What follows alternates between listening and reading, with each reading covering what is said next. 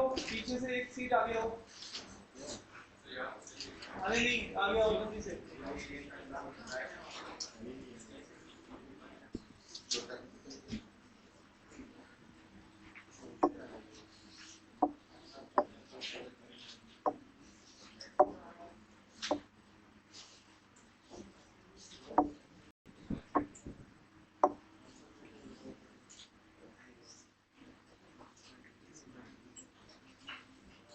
ये दिख रहा है आप लोगों को?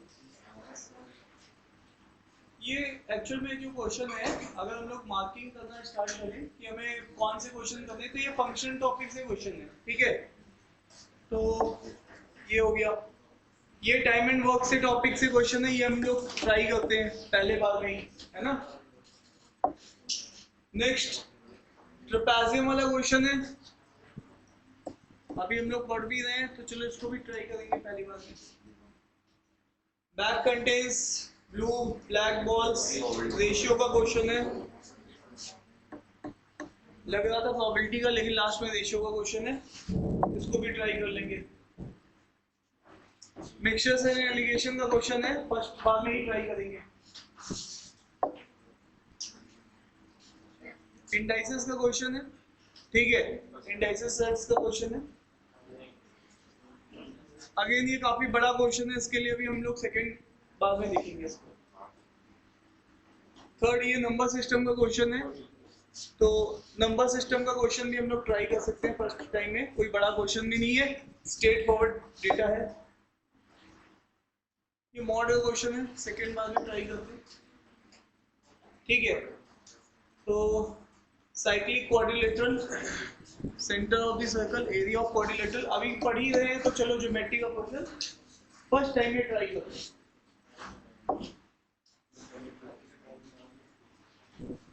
70 क्वेश्चन 3 करेक्ट। सिंपल इक्वेशन का क्वेश्चन लग रहा है, अर्थमेटिक का सेक्शन से है, फर्स्ट टाइम में ट्राई कर सकते हैं। लॉग का क्वेश्चन पहली बार में ही ट्राई करते हैं हम लोग। आइडेंटिकल फ्रूट्स पीएनसी का क्वेश्चन है, पीएनसी में भी अच्छे टॉपिक का क्वेश्चन है, ये अभी हमने वैसे भी नहीं पढ़ा है, तो इसको हम लोग स्किप करेंगे, ठीक है। आइडेंटिकल ऑब्जेक्ट का एक कॉन्सेप्ट है, आप पूरी पीएनसी पढ़ते हैं, लास्ट में कॉन्सेप्ट आता है आइडेंटिकल ऑब्जेक्ट, आइडेंटिकल थिंग्स, उसका कॉन्सेप्ट अलग है, उसको हम अलग तरीके से ट्रीट करते हैं क्वेश्चन को, ठीक है। इसमें डिस्टिंक्ट ऑब्जेक्ट नहीं होते, तो हम लोग यहाँ पर हम कोई इसमें क्या स्ट्रेटजी यूज करते हैं, जब पीएनसी पढ़ेंगे तो इस चीज को देखेंगे, इसको अलग से इज्जत देनी पड़ेगी। ये टाइम एंड डिस्टेंस का क्वेश्चन है, हम लोग जानते हैं, हम लोग सेकेंड टाइम में स्टार्ट करते हैं टीएसडी का क्वेश्चन। और ये एक सर्कल का क्वेश्चन है, सर्कल मैंने आपको पढ़ाया भी है कि कोऑर्डिनेट ज्योमेट्री में सर्कल आता है, उसकी बेसिक इक्वेशन पता होनी चाहिए, सेकेंड टाइम में स्टार्ट करेंगे। अगेन परफेक्ट स्क्वायर कुछ क्वेश्चन है, सेकेंड टाइम के लिए देखते हैं। टू सर्कल्स रेडियाई ज्योमेट्री का क्वेश्चन है, फर्स्ट टाइम में देखेंगे, अभी ज्योमेट्री पढ़ ही रहे हैं। 3 consecutive number product of each term, simple equation का क्वेश्चन है, फर्स्ट टाइम में ट्राई कर सकते हैं। अगेन कमेटी का क्वेश्चन है, पीएनसी का क्वेश्चन है। अगेन अब यहाँ पर देखेंगे, ये बेसिक पीएनसी से क्वेश्चन है ना, तो बेसिक पीएनसी को हम लोग सेकंड बार में ट्राई कर सकते हैं। वो एडवांस पीएनसी का था, मतलब वो आपका एडवांस मींस वो कॉन्सेप्ट अलग है नॉर्मल पीएनसी से। ये भी हम लोग सेकेंड टाइम के लिए देखेंगे, पहली बार में इसको नहीं ट्राई करेंगे, बड़ा क्वेश्चन है काफी, ठीक है। इस क्वेश्चन को भी हम सेकेंड बार के लिए देखेंगे कि क्या कर सकते हैं, क्या हो सकता है थर्ड बार में।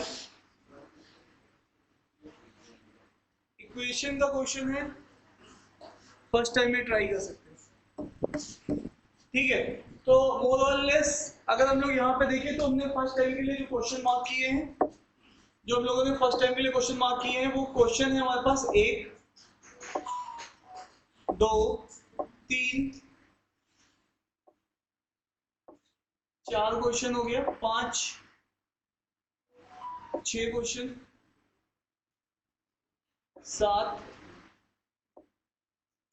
8 9 10 11 11 क्वेश्चन से तो हमारा अच्छा खासा परसेंटाइल बन जाएगा।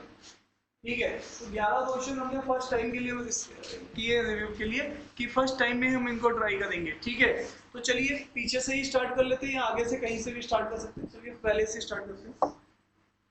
ठीक है, तो थोड़ा ब्लड आ रहा है लेकिन पीछे दिख रहा है आपको। ठीक है, तो यहाँ से हम लोग नेक्स्ट क्वेश्चन के लिए जाते हैं। टाइम एंड वर्क का क्वेश्चन है। टाइम एंड वर्क में हमारे पास हमेशा क्वेश्चन जब पढ़ते हैं, जब डेज दिए रहते हैं तो एलसीएम की अप्रोच लगाते हैं। P Q complete a certain piece of work, थोड़ा जूम कर लेता हूं उसको।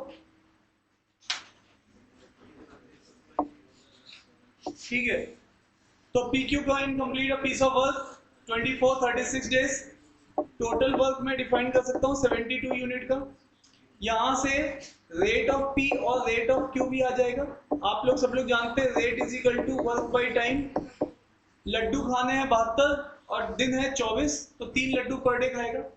तो यहाँ सॉरी 24 डेज में खाने हैं तो 3 लड्डू पर डे खाएगा। तो हमारे पास अगेन 2 लड्डू पर डे खा सकता है क्योंकि 36 डेज में खत्म करने हैं कितने लड्डू 72, तो 2 लड्डू पर डे खाएगा, मतलब क्यू कम एफिशिएंट है।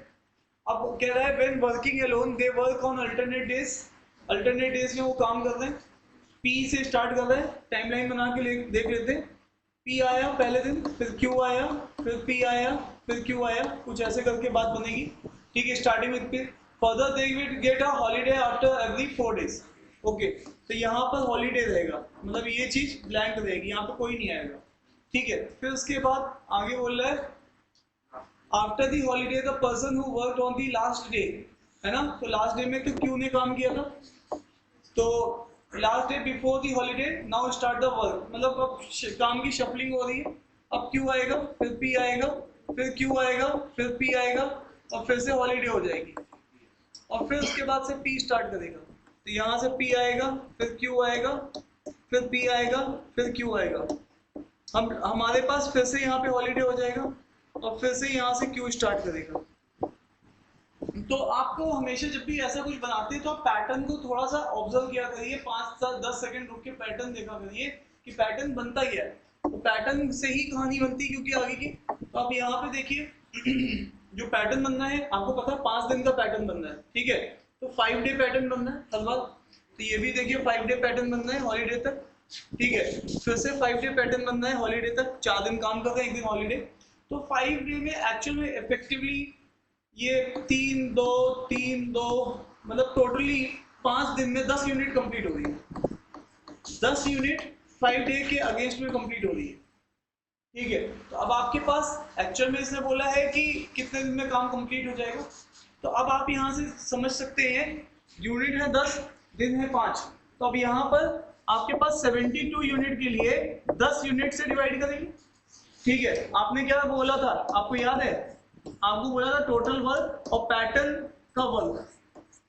ठीक है, उससे डिवाइड करते हैं तो इससे नंबर ऑफ पैटर्न्स आ जाते हैं। नंबर ऑफ पैटर्न ये मैंने आपको फॉर्मूला बताया था, तो नंबर ऑफ पैटर्न्स आप निकाल लेते हैं। तो टोटल वर्क 72 है और 10 है पैटर्न का वर्क, तो 10 से डिवाइड करेंगे और यहाँ पर 7 जाएगा। तो अब यहाँ पर अगर आप देखेंगे तो ये 70 हो जाएगा। अब रिमेनिंग वर्क अभी भी बच रहा है 2 यूनिट का। पैटर्न साइज, अब यहाँ पे total work by pattern work. ठीक है, तो पैटर्न साइज यहाँ पे जो निकला है वो 7 दिन का निकला है और हर दिन में एक पैटर्न साइज 5 डे लेता है। इसका मतलब है 35 डेज आपके हो गए। 35 डे होने के बाद आपके पास काम अभी कंप्लीट नहीं हुआ है, 2 यूनिट का काम अभी भी आपके लिए बाकी है। ठीक है, तो यहाँ पर 2 यूनिट का काम अगर आपके लिए बाकी है तो वो 2 यूनिट कौन करेगा, ये चीज हमारा फिर से डायग्राम बताएगा कि कैसे डिसाइड करे कि कौन आएगा। जो आएगा वही कंप्लीट करेगा। अब यहाँ पर ध्यान देने वाली बात ये है कि जब आप देखो P फर्स्ट साइकिल में आ रहा है, Q सेकेंड साइकिल में आ रहा है, फिर P थर्ड पैटर्न में आ रहा है और फिर इसका Q फोर्थ पैटर्न में आ रहा है। तो इसका मतलब है जब जब इवन पैटर्न आ रहा है आपके पास तब तब Q आ रहा है सेकेंड पैटर्न। ठीक है, फोर्थ पैटर्न जब भी आप देखेंगे, जब भी पैटर्न का ऑड मल्टीपल है, P आ रहा है कब थर्ड में आ रहा है, P आ रहा है कब फिफ्थ में आएगा। इसी तरीके से आपने 5 पैटर्न खत्म कर दिए। इसका मतलब है छठे वाले पैटर्न में 5, देखो ध्यान से, आपने कितने पैटर्न खत्म किए? बोलो भाई, आपने 7 पैटर्न खत्म किए। अरे आपने कितने पैटर्न खत्म किए? और हर पैटर्न कितने दिन का है? 5 दिन का। तो 8वां पैटर्न, 7 पैटर्न खत्म होने के बाद क्या काम खत्म हुआ है? नहीं, काम तो अभी 70 यूनिट हुआ है, आपको कराना 72 यूनिट है, 2 यूनिट बच रहा है। तो वो 2 यूनिट आके कौन करेगा? वो 2 यूनिट आके जो इवेंट में आएगा बंदा वो करेगा। और इवेंट पैटर्न में कौन आ रहा है? क्यू आ रहा है। और क्यू एक दिन में 2 यूनिट करने के लिए जाना जा रहा है। तो क्यू आएगा और ये 2 यूनिट करके चला जाएगा, उसको पूरा दिन लगेगा, आधा दिन लगेगा, पूरा 1 डे लेगा। इसका मतलब 35 डे, तो ये थे 1 डे यहाँ से हो गया। तो स्ट्रेट फॉरवर्ड क्वेश्चन था, 2 मिनट के अंदर डूएबल क्वेश्चन था। ठीक है, 3 मिनट भी एक्सटेंड कर सकता है अगर आपको ये चीज नहीं समझ में आ रही है। ठीक है, ऐसे क्वेश्चंस आपने किए हुए, ऐसा नहीं है क्वेश्चन पहली बार आपके पास है, ये फैमिलियर क्वेश्चन था। ठीक है, नेक्स्ट क्वेश्चन की तरफ चलते हैं। ट्रेपेजियम को देखते हैं हिसाब किताब। अगेन PQRS एक ट्रेपेजियम है। ठीक है, और तो चलिए सबसे पहले PQRS बना लिया जाए। तुम लोग बातचीत मत करिए यहाँ पे। चलिए इसको थोड़ा जूम कर देता हूँ फिर से।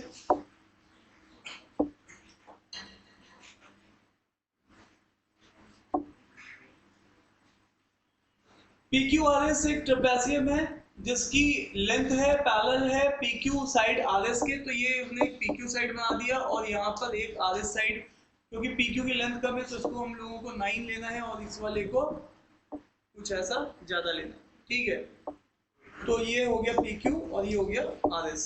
RS की लेंथ है 27। ठीक है, the measure of the angle PSR, हाँ PQRS, हाँ PQRS। ठीक है, PQRS। ठीक है, हमेशा ऐसे ही बनाते हैं ना, एक साइड ऑर्डर में PQRS। ठीक है, तो यहाँ से अगर हम लोगों ने उसको दे दिया है तो यहाँ पे the measure of angle PSR, PSR मतलब ये वाले एंगल की बात कर रहा है, और QRS, QRS ये वाले एंगल की बात कर रहा है। अब यहाँ पर ये है आपके पास 60 डिग्री और ये वाला साहब है 45 डिग्री। बिल्कुल, आप जब भी ऐसा रिस्ट्रिक्शन होता है तो आपने ये क्वेश्चंस किए हैं, टेस्ट में मैंने क्वेश्चन दिए, कुछ सोचना नहीं है, सीधे सबसे पहले परपेंडिकुलर ड्रॉ कर देना। और परपेंडिकुलर ड्रॉ करते ही ये चीज 9 हो जाती है। ठीक है, और ये चीज 9 हो जाती है, प्रॉपर्ली रेक्टेंगल बन जाता है। अब ये 9 हो जाती है तो बचा हुआ है 27 है, तो 18 बचेगी, ये और ये मिलके 18 रहेगी। ठीक है, इनके भी नॉमेनक्लेचर कर लेते हैं। तो इसको हम नाम देते हैं T और इसको रख देते हैं PQRS TU, U रख देते हैं। ठीक है, तो यहाँ पर एक ट्रेपेजियम है, उसने एरिया ऑफ द ट्रेपेजियम पूछा है। ठीक है, एरिया, ये बिल्कुल स्टैंडर्ड क्वेश्चन है। अगर आपको लग रहा है ये क्वेश्चन नया है, ये एक सेट पैटर्न का क्वेश्चन है। आपको ऐसा क्वेश्चन शायद मैंने पहले टेस्ट में भी दिया है, ऐसा क्वेश्चन आपको दूसरे टेस्ट में भी दिया है। ठीक है, तो अगेन ज्योमेट्री के मैंने 2 टेस्ट कराए, दोनों में शायद ये वाला क्वेश्चन किसी ना किसी एक टेस्ट में तो श्योर है, हो सकता दोनों में। तो अब आपके पास ये भी 9 है, ये भी 9 है। अब आपने और क्या देखना है यहाँ पर, इसने हमें ट्रेपेजियम के लिए हमें हाइट चाहिए, किसी तरीके से भी हमें हाइट की तरफ टेंड करना है। तो हमें हाइट कैसे मिलेगी, ये वाली बात हमें करनी है। और कुछ डेटा तो नहीं मिस कर रहा है हम लोग? नहीं, ये पूरा का पूरा डेटा आ गया। अब आप यहाँ पे देखो ध्यान से, ये वाली हाइट h है हमारे पास। ठीक है, तो ये जो हमारे पास वेरिएबल है, अगर मैं इसको x वेरिएबल बोलूं तो हमारे पास h और x में एक रिलेशन आ सकता है। बिल्कुल सेट पैटर्न है हमेशा यही। तो अब आप यहाँ देखो 45 है और 10 45 लगाएंगे तो परपेंडिकुलर और बेस दोनों क्या हो गए? सेम। देखो 10 45 आप लगाइए, 10 45 एक्चुअल में 1 होता है, और परपेंडिकुलर इसमें h है और बेस इसमें आपका UR है, तो UR comes out to be h। अगर ये चीज हमारे पास x ही h हो गई तो अब यहाँ पे 20 ये बचेगा, ये 18 था दोनों जुड़ के, ST plus UR, ST plus UR मिलके 18 था। सर 18 कैसे था? 27 पूरी थी, 9 घटा दी है, 18 आ गई है। तो अब ये वाली जो चीज है वो 18 माइनस h है। सर करना क्या चाहते हो भाई, मैं ये वेरिएबल निकालता हूँ, यहाँ यूज करता हूँ और फिर इनका रिलेशन आ जाता है, उसको मैं आगे यूज करता हूँ। ये ही सेट पैटर्न है इस वाले केसेस में।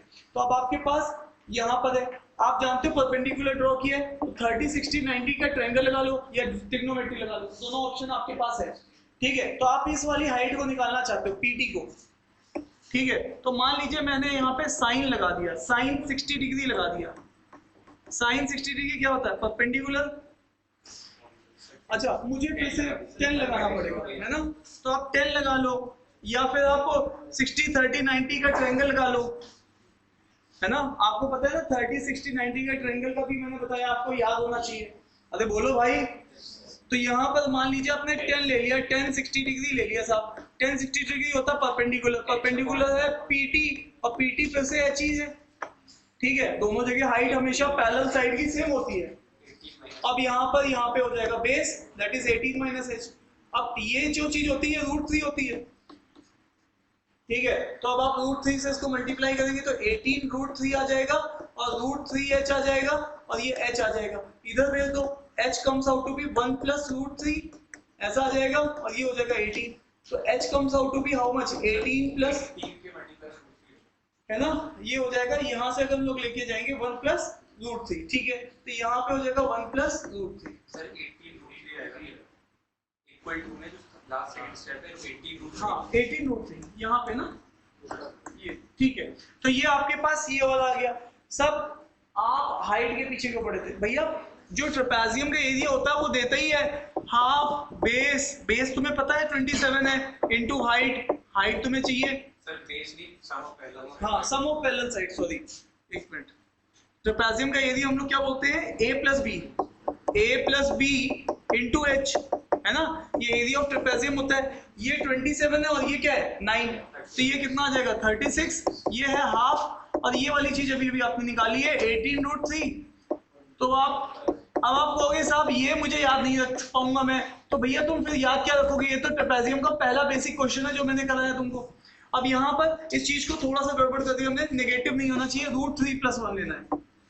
इसको हमें थोड़ा सा, लास्ट टाइम भी मुझे किसी ने गाइड किया था याद है कि साहब इसको √3 + 1 ले लो, √3 + 1। तो यहाँ पे √3 - 1 √3 - 1, तो ये यहाँ पे क्या हो जाएगा, अब यहाँ पे सीधे लगा दो, रैशनलाइजेशन कर दिया हमने, आंसर सॉल्व हो जाएगा। सर क्यों किया रैशनलाइज, क्योंकि सब न्यूमरेटर में अंडर रूट है, इसलिए रैशनलाइज करना पड़ेगा।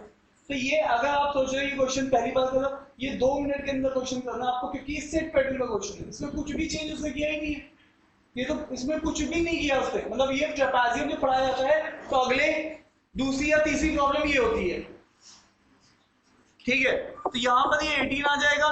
अब ये आप देख लेना, ये 18 और √3 इसको आप सॉल्व करेंगे, नीचे डिवाइड होगा, ये 2 आ जाएगा, ये 2 पूरा का पूरा इसको कैंसिल आउट करेगा, 9 18 × 9 162, और यहाँ पे हो जाएगा 3 - √3 हाँ, तो 3 - √3, तो 3 - √3 हो जाएगा। तो हमारे पास इसमें चेक कर लेना √3 है ना,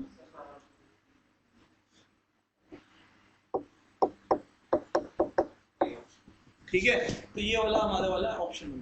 तो मतलब स्ट्रेट फॉरवर्ड क्वेश्चन है, बेसिक कॉन्सेप्ट है, मतलब ये अभी एन कैट का लेवल नहीं है question, this is not an CAT, मतलब ये नॉर्मल कैट लेवल है, ठीक है। ये मतलब टफ क्वेश्चन कैट के ऊपर बात समझ में आ रही। अब तुम कहोगे नहीं समझे तो ये टफ लग रहा है, क्योंकि तुमने पढ़ा नहीं है, ट्रेपेजियम की बेसिक प्रॉब्लम ही थी, ठीक है। चलिए साहब नेक्स्ट, इसको भी हमने फर्स्ट टाइम ही लगाया है, और रेशियो का क्वेश्चन है ना, यहाँ पे देखो रेशियो दिया हुआ है। तो आप जानते हो बैग कंटेन्स ब्लू और red ball, ratio of the number of blue और रेड बॉल का है 5:6, रेशियो गिवन है, वैल्यू बनाना है ब्लू रेड, जानते हैं 5x 6x, ठीक है। कुछ भी ऐड करना है, कुछ भी सब्ट्रैक्ट करना है, कहाँ से करना है, वैल्यू में से करना है, ठीक है। If 2 red ball are taken out from the bag, तो ब्लू और रेड, तो 5x 6x 2 बॉल्स निकाल लिया, नया ratio 10:11, 55x 60x 20, straight forward question है, 20x comes out to be 4, x की वैल्यू 4 है, 4 को इनिशियल पूछ रहे हैं, तो 4 × 5 20, 6 × 4 24, उसने पूछा है टोटल नंबर ऑफ बॉल्स। तो स्ट्रेट फॉरवर्ड क्वेश्चन है, बस पैकेजिंग कर दी है नए तरीके की, क्वेश्चन में कुछ अंदर दम नहीं है। तो ये 3 क्वेश्चन आपने बना लिए, ठीक है। नेक्स्ट क्वेश्चन, यहाँ पर आउंसेस की मीनिंग आपको मिक्सचर सेग्रीगेशन में क्लियर होनी चाहिए। आउंसेस का मतलब ग्राम होता है, एक मेजरिंग यूनिट होती है आउंसेस, ठीक है, तो ये आपको अगर नहीं पता है तो ये आपके उसमें भी दिया हुआ है, तो इसको ए ग्राम पढ़िए, है ना, ए ग्राम ईच, है ना, तो आपको कोई दिक्कत नहीं होगी क्वेश्चन पढ़ने में। तो यहाँ पे देख लीजिए A gram each of salt and water, मतलब ईच बोल दिया है तो ए ग्राम ही सॉल्ट है और ए ग्राम ही वाटर है। अब बताइए ध्यान से, अगर मेरे पास सॉल्ट है और वाटर है, दोनों ए ग्राम है, इसका मतलब 1:1 है, इसका मतलब है किसी एक के रिस्पेक्ट में भी देखूंगा, मेरे को पता है पूरा इसका क्वेश्चन किसी एक के रिस्पेक्ट में सॉल्व होता है, तो विद रिस्पेक्ट टू सॉल्ट देखूंगा तो 50% है मेरा कहानी। कितने परसेंट है? 50%। प्लस अगर मैं यहाँ पे देख रहा हूँ और उसको ऐड कर रहा हूँ किसी n ग्राम के सॉल्यूशन के साथ। अब ध्यान से सुनना, यहाँ पर अगर मैं आपसे क्वांटिटी पूछूं, क्योंकि क्वांटिटी मेरे पास 2a है, 2a ग्राम है, a ग्राम सॉल्ट है, a ग्राम वाटर है, तो दोनों मिला के कितने ग्राम हो गए? 2a ग्राम। अच्छा, आगे अगर मैं देखूं यहाँ पर n आउंसेस मतलब n ग्राम्स, अब ये पूरा मिक्सचर है, तो इसका मतलब यहाँ की क्वांटिटी n ग्राम है, यहाँ 2a ग्राम है, यहाँ n ग्राम है, और इसमें n% सॉल्ट सॉल्यूशन है। अगर मैं बोलता हूँ 20% सॉल्ट सॉल्यूशन, तो 20 सॉल्ट है, 80 वाटर है, तो ये बोला n% सॉल्ट। तो अब यहाँ देखो मैं सॉल्ट के रिस्पेक्ट में ही सॉल्व कर रहा हूँ, तो ये n% ले लिया मैंने, कितना ले लिया? n। और कह रहा है कि जब ऐसा जो दोनों को मिलाओगे तो जो बनेगा उसमें तुम्हारे पास जो आएगा वो सॉल्ट जो होगा वो n-2% होगा, मतलब ये यहाँ पर बोला n-20% होगा, ठीक है, तो यहाँ पे साहब ये हो जाएगा। अब आप यहाँ पे देखो ध्यान से, तुम्हें एक बात पता होनी चाहिए, 2a के साथ n मिलाया तो 2a + n ही मिलेगा, ये तो रिमेनिंग फिक्स है, एक 2a चीज है, एक n है, तो 2a + n। सर क्यों पीछे पड़े? भैया मैं जानता हूं कि तुम 20% के साथ 40% बनाते हो तो 30% चीज बनती है, ठीक है। अब देखो ध्यान से, मैं फिर से बोल रहा हूँ, तुम्हारा आइडिया क्या चलता है कि 20% के साथ 40% मिलाया तो तुमने 30% बनाया, ठीक है। अब सुनना ध्यान से, पलड़ा तुम्हारा भारी तब होता है जब तुम इसको देखते हो। अब देखो ध्यान से, इसका मतलब है तुमने यहाँ पर कितने परसेंट वाली चीज थी तुम्हारे पास? 50% वाली, और तुमने उसके साथ क्या मिलाया?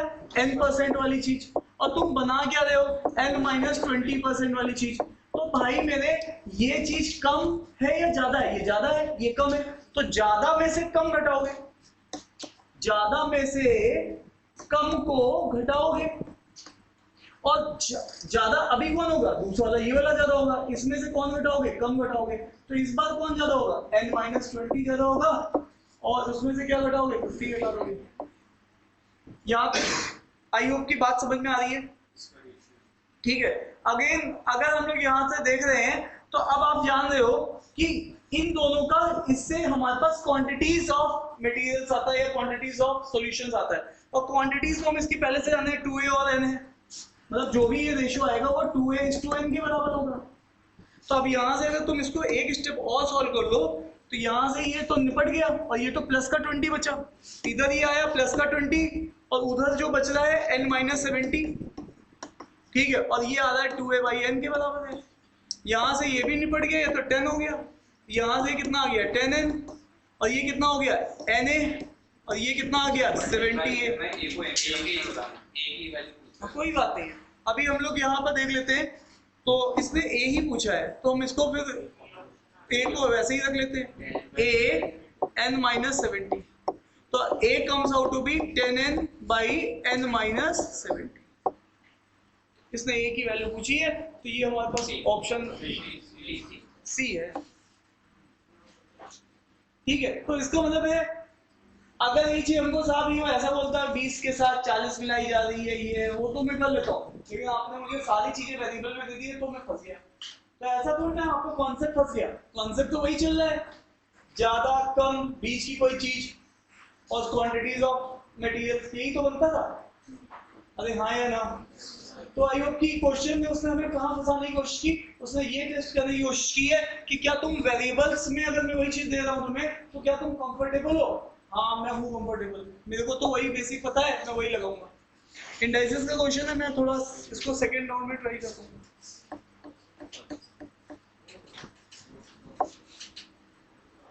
ये क्वेश्चन मुझे पता नहीं सेकंड में करूंगा या थर्ड में करूंगा इसको, ठीक है।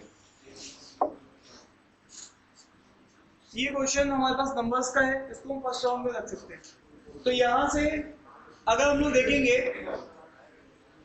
हाउ मेनी नेचुरल नंबर, ठीक है, तो ये क्वेश्चन एक पीएनसी का क्वेश्चन है। पीएनसी हमने पढ़ी नहीं है, लेकिन ये बेसिक पीएनसी का क्वेश्चन है। आप बेसिक पीएनसी के क्वेश्चन जरूर ट्राई करिए, क्योंकि आपको जस्ट कैट के बाद एनमेट लिखना है, ओमेट लिखना है, स्नैप लिखना है, वहां पे बहुत क्वेश्चंस आते हैं आपके पास पीएनसी के, प्रोबेबिलिटी के। तो आप बेसिक वाली पीएनसी जरूर ट्राई करिए। एडवांस वाली अगर किसी की क्वांट पूरी तैयार हो गई है, हिसाब एरिया क्वांट, तो आप एडवांस पीएनसी ट्राई करिए जो कि कैट में आती है। ये लेकिन ये बेसिक पीएनसी का क्वेश्चन है, it is not a level of CAT, it is just a level. CAT में ऐसे क्वेश्चन आए हैं लेकिन कभी कभार आते हैं। कैट में एज सच पीएनसी के क्वेश्चन जो आते हैं वो थोड़े ठीक क्वेश्चंस होते हैं, ठीक है। तो अभी हम लोग यहाँ से इस क्वेश्चन को ट्राई इसीलिए कर रहे हैं स्नैप के पॉइंट ऑफ व्यू से, ओमेट के पॉइंट ऑफ व्यू से, ठीक है। हाउ मेनी नेचुरल नंबर, तो नेचुरल नंबर कहाँ से स्टार्ट होती है? 1 से 0 से, ठीक है, 1 से स्टार्ट होती है। तो सबसे पहले ये बात पता होनी चाहिए। तो less than 1 lakh using the digit, इसका मतलब है इसने यूजिंग द डिजिट ब्रैकेट में आप हमेशा देखिएगा रिपीटिशन अलाउड है या नहीं अलाउड है, क्योंकि आंसर मेरा वहीं से 2 फ्रेम लेगा। मैं अलाउड बोलूंगा तो अलग कुछ बनेगा, रिपीटिशन नहीं अलाउड है तो कुछ अलग बनेगा। तो सबसे पहले ये चीज आपको चेक करनी, जब भी डिजिट बना रहे हो तो आपकी रिपीटिशन अलाउड है या नहीं अलाउड है। If it is not mention then repetition is allowed, ठीक है। अदरवाइज क्वेश्चन में सबसे पहला थॉट यही आना चाहिए रिपीटिशन देखना है, ठीक है। तो यहाँ पर रिपीटिशन हमारे पास नहीं मेंशन्ड है, तो हमारे पास इसका मतलब रिपीटिशन अलाउड है, ठीक है। तो मैं रिपीटिशन के हिसाब से इस चीज को बनाऊंगा, ठीक है, क्लियर है।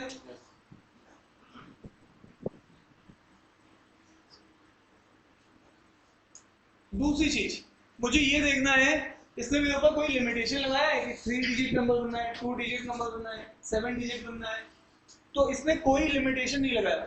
ये कह रहा है जितने पॉसिबिलिटीज है सब बताओ, ठीक है। इसका मतलब है ये कह रहा है कि तुम जितने भी नंबर बना सकते हो सारी पॉसिबिलिटीज के साथ मुझे आंसर चाहिए।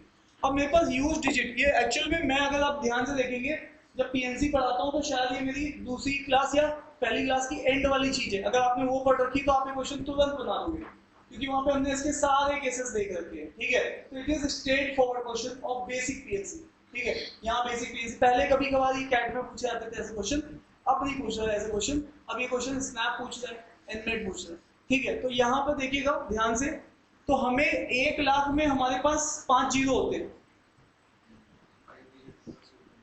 ठीक है। तो 1 लाख मतलब हमें से कम बनाना है, मतलब 5 डिजिट का नंबर बनाना है। 1 लाख में 5 जीरो होते हैं तो 1 हटा दो, 1 लाख से कम कितना हो जाएगा? हाँ, तो 99999 अप टू ये 5 बार बनाना है, ठीक है। तुम लोग समझ पा रहे हो नहीं समझ पा रहे हो? अरे कोई चीज 1 लाख से कम बनानी है, इसका मतलब 9900 कुछ ऐसे बनानी है ना, 99,900, हाँ, तो आप समझ गए। तो इसका मतलब कॉन्सेप्चुअली तुम्हें बात है कि 5 डिजिट का नंबर बनाना है। कितने डिजिट का बनना है? 5 डिजिट का। स्ट्रेट फॉरवर्ड क्वेश्चन है, मेरे पास 3 डिजिट है, तो मैं तीनों यहाँ यूज कर लूंगा, तीनों यहाँ यूज कर लूंगा, तीनों यहाँ यूज कर लूंगा, तीनों यहाँ यूज कर लूंगा। सर क्यों कर रहे हो? क्योंकि भाई रिपीटिशन अलाउड है, तो यहाँ पे सीधे 3 4 2 4 3 सीधे आ जाएगा, ठीक है। कितना आ जाएगा? 2 4 3। बढ़िया सोच तो बढ़िया। तो ये स्ट्रेट फॉरवर्ड क्वेश्चन है कि तुम एक पहले वाले खाने को कितने तरीके से फिल कर सकते हो। अब यहाँ पे कोई क्वेश्चन कहेगा साहब वो वाला केस कहाँ गया जो कि इसको नेचुरल बना रहा है, होल नंबर बन जाएगा ऐसे में। तो एक केस ऐसा होगा जिसमें कि ये सारी डिजिट किससे फिल की जा रही होंगी? जीरो से, वो वाला केस मुझे यहाँ से हटाना है। ये तो बड़ा लुलू चिकारा टाइप का क्वेश्चन है जो मैंने नोट्स में करा रखे हैं, तो हमने वहां पे बड़े स्पेशल केसेस में इसके कर रखे हैं, ठीक है। ये तो बहुत ही बेसिक लेवल का क्वेश्चन है। तो इसका मतलब एक केस इसमें से ये माइनस कर दो, तो इसका मतलब एक केस माइनस कर दो तो 2 4 2 हमारे पास इसका आंसर हो जाएगा। स्ट्रेट फॉरवर्ड क्वेश्चन है, कुछ सोचने की जरूरत नहीं है, 30 सेकंड के अंदर बन जाएगा। अगर केवल आप 1 घंटे की क्लास पीएनसी की मेरी देख लेंगे या पढ़ लेंगे अभी आगे भी, ठीक है। तो ये क्वेश्चन बस वहीं से आया। नेक्स्ट मॉडल क्वेश्चन है, सेकंड टाइम में ट्राई करेंगे। हाँ जी भैया, माइनस इसलिए करेंगे ना, एक केस इसलिए माने करेंगे, एक वो भी पॉसिबिलिटी बनेगा जब सारे जीरो होंगे, सारे जीरो होंगे तो होल नंबर बन गया। तो बस कोई भी एक नॉन जीरो डिजिट होगी तो वो होल नंबर बनने से इसको रोक देगी, तो एक केस ही बनेगा ऐसा। ये पहली बार में ट्राई करना था, ज्योमेट्री का क्वेश्चन है, ठीक है। तो ज्योमेट्री का क्वेश्चन है, तो एक बार हम लोग इसको फिर से देख ले। एक साइक्लिक क्वाड्रिलेटरल की बात कर रहा है, एक ये साइक्लिक क्वाड्रिलेटरल की बात कर रहा है। साइड इसकी A B C, A B चलो बना ही लेते हैं।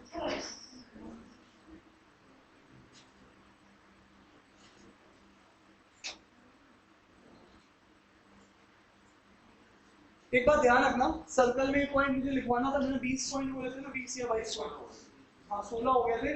2 पॉइंट तो वो वाली प्रूफ है जो आपका डायरेक्ट और उसका प्रूफ है, और 2 पॉइंट और है जिसमें से एक पॉइंट ये है कि कभी सर्कल में से कोई सी लाइन अगर सेंटर से पास करती है तो वो हमेशा 100% क्या होगी, ठीक है, डायमीटर होगी, ठीक है, सेंटर से पास करने वाली लाइन। ये पॉइंट मुझे लिखवाना था स्टार्टिंग में, लेकिन मैं स्किप कर गया, तो ये पॉइंट पे क्वेश्चन पूछा है, तो मैं एक बार दे दूंगा। तो शायद 20 पॉइंट तो श्योर शॉट है, 21 या 22 पॉइंट में पूरे सर्कल के सारे पॉइंट। तो एक पॉइंट ये भी है कि इसने डायगोनल की बात की, क्योंकि देखो यहाँ पे बोल रहा है डायगोनल है, तो 100% वो डायमीटर ही होगा। ऐसी कॉर्ड तभी बन सकती है जब वो डायमीटर हो, ठीक है।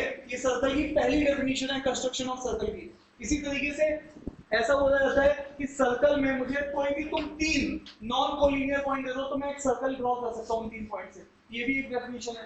तो इस टाइप से कुछ पॉइंट्स हैं जो हमारे रह गए हैं, तो अभी हम लोग जब एक क्लास और करेंगे जिसमें 1 घंटे सर्कल और 1 घंटे कुछ, मैं तो सोच रहा था सीधे 4 घंटे की एक 1 शॉर्ट क्लास करा दूं ज्योमेट्री की, जिसमें 1.5 घंटे पूरी ज्योमेट्री पढ़ा दूं, सारे फॉर्मूलाज वगैरह सब लिख दूं, क्योंकि आपने एक बार देख ही लिए हैं, और 2.5 घंटे आपको केवल उसके क्वेश्चंस की प्रैक्टिस करा दूं हर एरिया से 15-15, 20-20 क्वेश्चन जो अच्छे वाले हैं, ठीक है, जिसके अंदर ही सारी चीजें चलती हैं।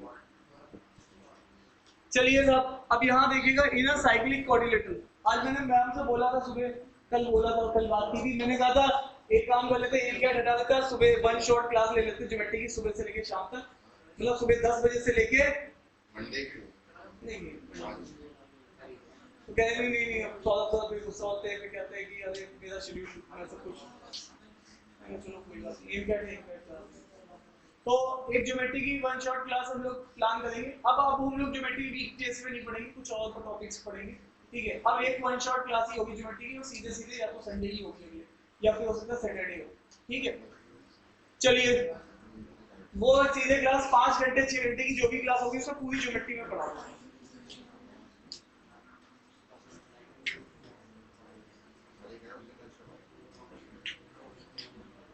लंच लेके आएंगे ना फिर क्या?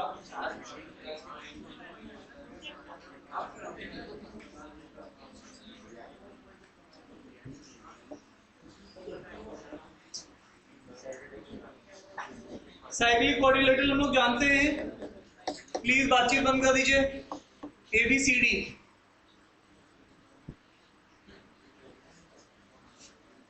AB 7 है, BC कितना है?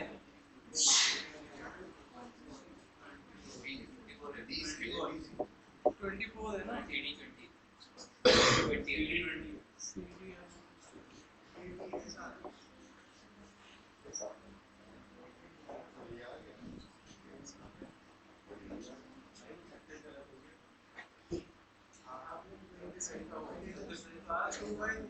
यार देखो, ये स्ट्रेट फॉरवर्ड क्वेश्चन दिया है आपके पास, ये है आपके पास राइट एंगल ट्रायंगल।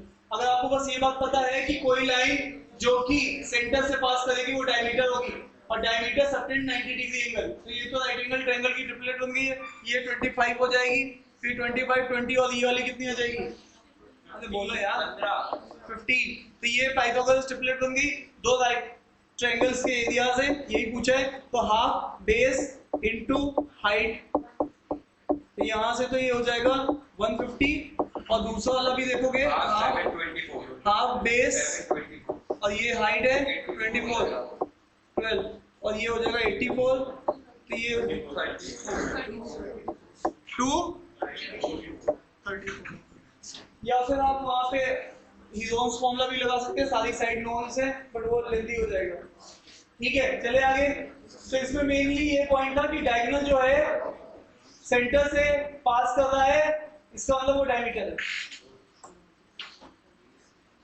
इस क्वेश्चन को भी हमने फर्स्ट अटेम्प्ट के लिए रखा है। अच्छा, हम लोगों ने 10 क्वेश्चन में से कितने अटेम्प्ट कर लिए? 10 क्वेश्चन में से कितने अटेम्प्ट कर चुके हैं अभी तक हम लोग? एक कर लिया है, 2 कर लिया है, 3 कर लिया है, 4 5 6 क्वेश्चन कर लिए, ठीक है।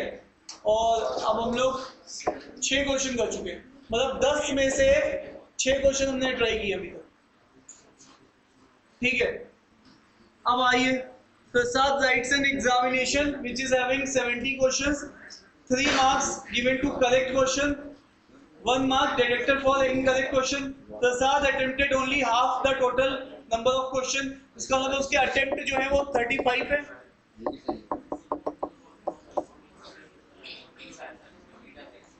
and उसका जो स्कोर है वो हमारे पास 45 है। तो अब आप यहाँ पे जाएंगे, आपके पास करेक्ट और इनकरेक्ट मिला के उसने टोटल 35 क्वेश्चन अटेम्प्ट किए। हर करेक्ट के लिए 3 नंबर मिलते हैं और हर इनकरेक्ट के लिए 1 नंबर माइनस हो जाता है, तो जिसकी वजह से उसका नंबर आया है 45। इसको सम कर देंगे, ये 4C और यहाँ पे ये हो जाएगा 50 80, तो ये कम्स आउट टू बी 20। ये क्वेश्चन स्ट्रेट फॉरवर्ड है।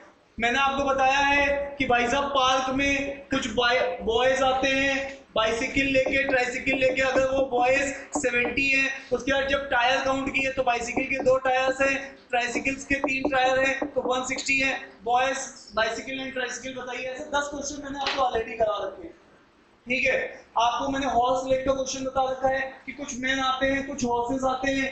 जब M+H टोटल अगर 70 आ रहे हैं, हर मैन 2 टांगे लेके आ रहा है, हर हॉर्स 4 टांगे लेके आ रहा है, तो 4M + 4H = टांगे आ रही है 180, तो वहां से मैन्स और हॉर्स निकाल सकते हैं। तो ये सिंपल क्वेश्चन है, स्ट्रेट फॉरवर्ड एप्लीकेशन है, जो 10 बार चीज कर चुके हैं उसका, 10 बार चीज जो कर चुके हैं उसका है।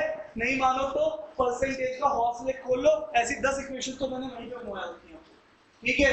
अगर नहीं मानते हो तो सिंपल इक्वेशन में चले जाओ, वहां पे 10 क्वेश्चन मिल जाएंगे आपको, ठीक है। तो यहाँ पर करेक्ट क्वेश्चन 20 है।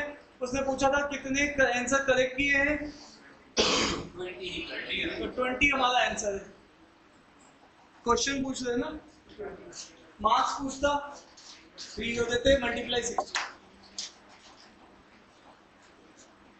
ठीक है साहब। अब ये लॉग का क्वेश्चन है, थोड़ा सा जूम कर देता हूँ।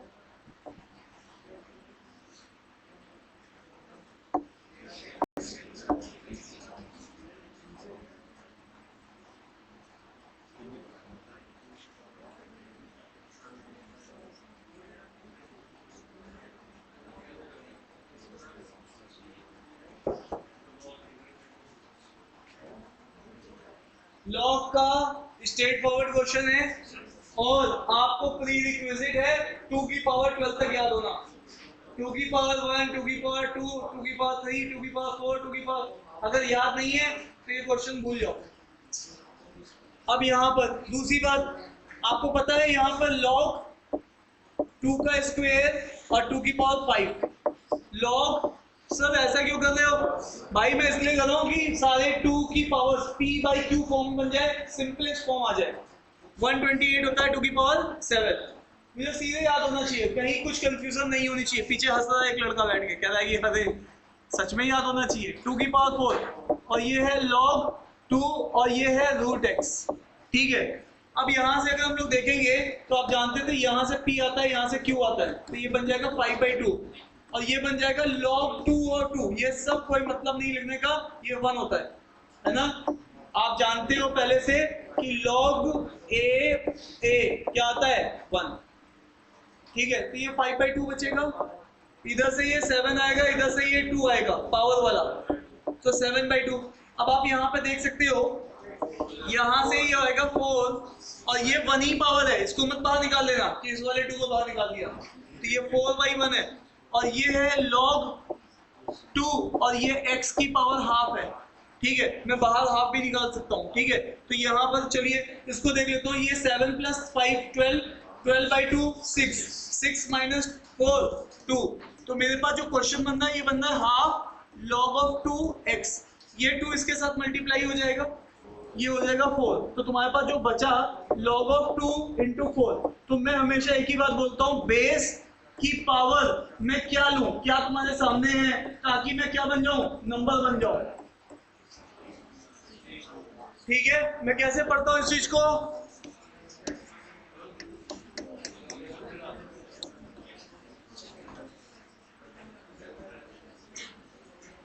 मैं इस चीज को ऐसे पढ़ता हूं कि बेस की पावर क्या लूं, तो क्या मतलब होता है x, ताकि मैं नंबर बन जाऊं, इसको ऐसे पढ़ता हूं। तो यहाँ पे 16 आंसर है इसका।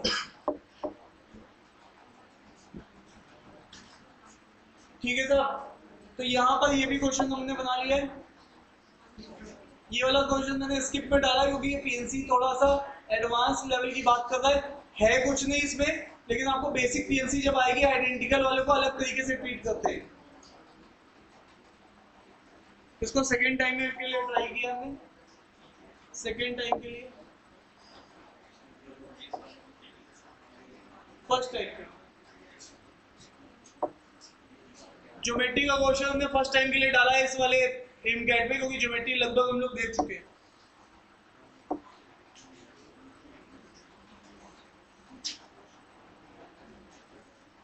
कुछ लोग कह रहे मास्टर तुम्ही ने देखा होगा, हमने नहीं देखा।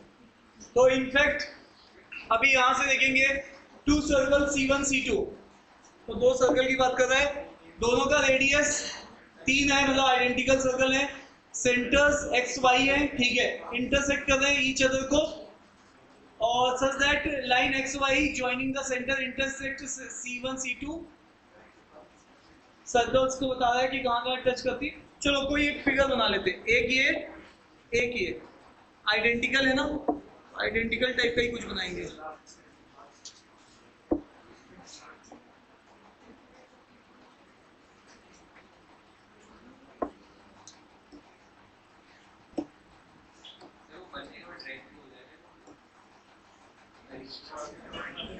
ठीक है, अब यहाँ पे देख लो, अगर यहाँ देखोगे तो ये इसका ये सेंटर्स है, ठीक है, ये सेंटर्स है जिसको उसने एक्स और वाई बोला है, ये एक्स है ये वाई है, ये आपके पास सर्कल 1 है और ये सर्कल 2 है, ठीक है। अब वापस से अगर हम लोग बात करेंगे तो यहाँ पर एक्स वाई को कोई लाइन ज्वाइन करती है, तो मैं उस लाइन को देख लेता हूँ, ये लाइन ज्वाइन कर रही है, और लाइन ज्वाइन जब करती है तो C1 को काटती है, C1 मतलब पहले वाले सर्कल को काटती है जिस पॉइंट पे उसको P बोल रहे हैं, और C2 को काटती है, उसको हम लोग Q बोल रहे हैं। C2 मतलब ये वाला सर्कल, PQ को उसने बोला हुआ है 2 सेंटीमीटर का PQ है, और सारी की सारी असेंबली इनक्लोज्ड है एक रेक्टेंगल के अंदर, okay, of minimum possible area. तो मिनिमम पॉसिबल एरिया तभी बनेगा जब दोनों से रेक्टेंगल सट के आएगा, एरिया तो तभी आएगा, और दोनों आइडेंटिकल है तो इसका ये भी कुछ ऐसा हिसाब किताब बनेगा, कुछ सोचना ही नहीं है, और क्या बनाओगे, कम से कम एरिया में करना है तो दोनों की लेंथ और ब्रेड्थ ऐसे उसको इस तरीके से देखो, कैसे भी इंटरसेक्ट करा लो, फिर सर्कल जहाँ तुमने कहा ये टेढ़ा आ रहा है वैसे बना लो, आएगा टच करता हुआ ही। बात समझ में आ रही कि नहीं आ रही, रेक्टेंगल आपके पास, तो आपने इसको टच करते हुआ बना लिया, सीधी सी बात है, आपको ये चीज तो साफ साफ दिख रही है कि ये डायमीटर है, ठीक है, तो डायमीटर तो 6 का है, 3 का रेडियस है, तो डायमीटर 6 का है। फैसला बस तुम्हें लेंथ का करना है, फैसला तुम्हें लेंथ का करना है। लेंथ के लिए देख लेते हैं, साहब मैं तो ये सेंटर हूँ, हाँ तुम सेंटर हो ना, मुझे उससे भी कोई मतलब नहीं, मैं यहाँ तक देखूंगा, मैं यहाँ तक कितना हूँ, यहाँ तक मैं फिर से 6 हूँ, ठीक है। तो ज्योमेट्री के कुछ ऐसे क्वेश्चन आते हैं कि आपने एक बार फिगर बना दिया, इवन कैट के क्वेश्चन भी है, once figure is formed then 80% job is done in 30% question of CAT itself.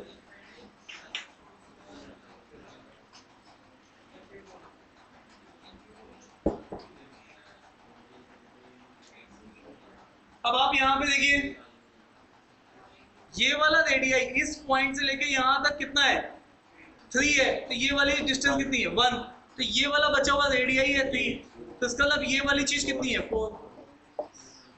अब इसका मतलब है उसने पूछा है पेरीमीटर कितना होगा, पेरीमीटर होता है ट्वाइस लेंथ प्लस 10 प्लस 16, तो ये 32 हो जाएगा, ठीक है।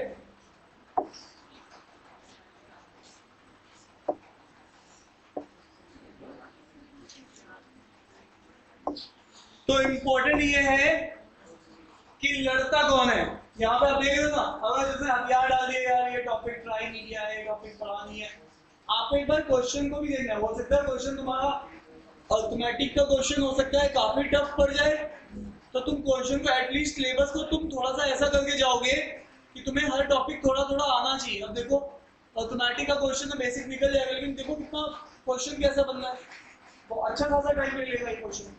ठीक है, तो उसकी जगह हमने अभी ये क्वेश्चन ट्राई किया, ये फटाक से निकल गया।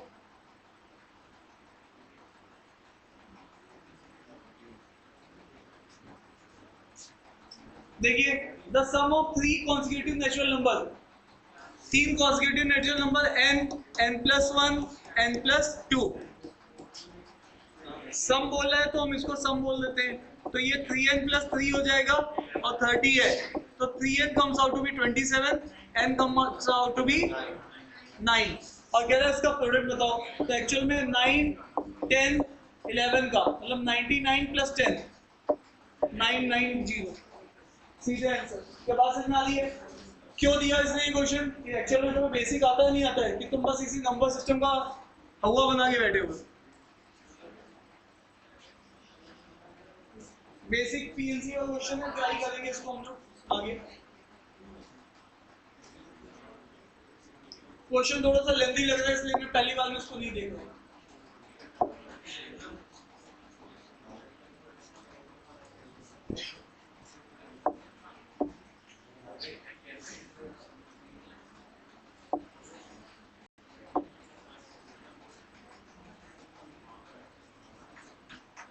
तो यहाँ पे मंगा, रंगा और बंगा,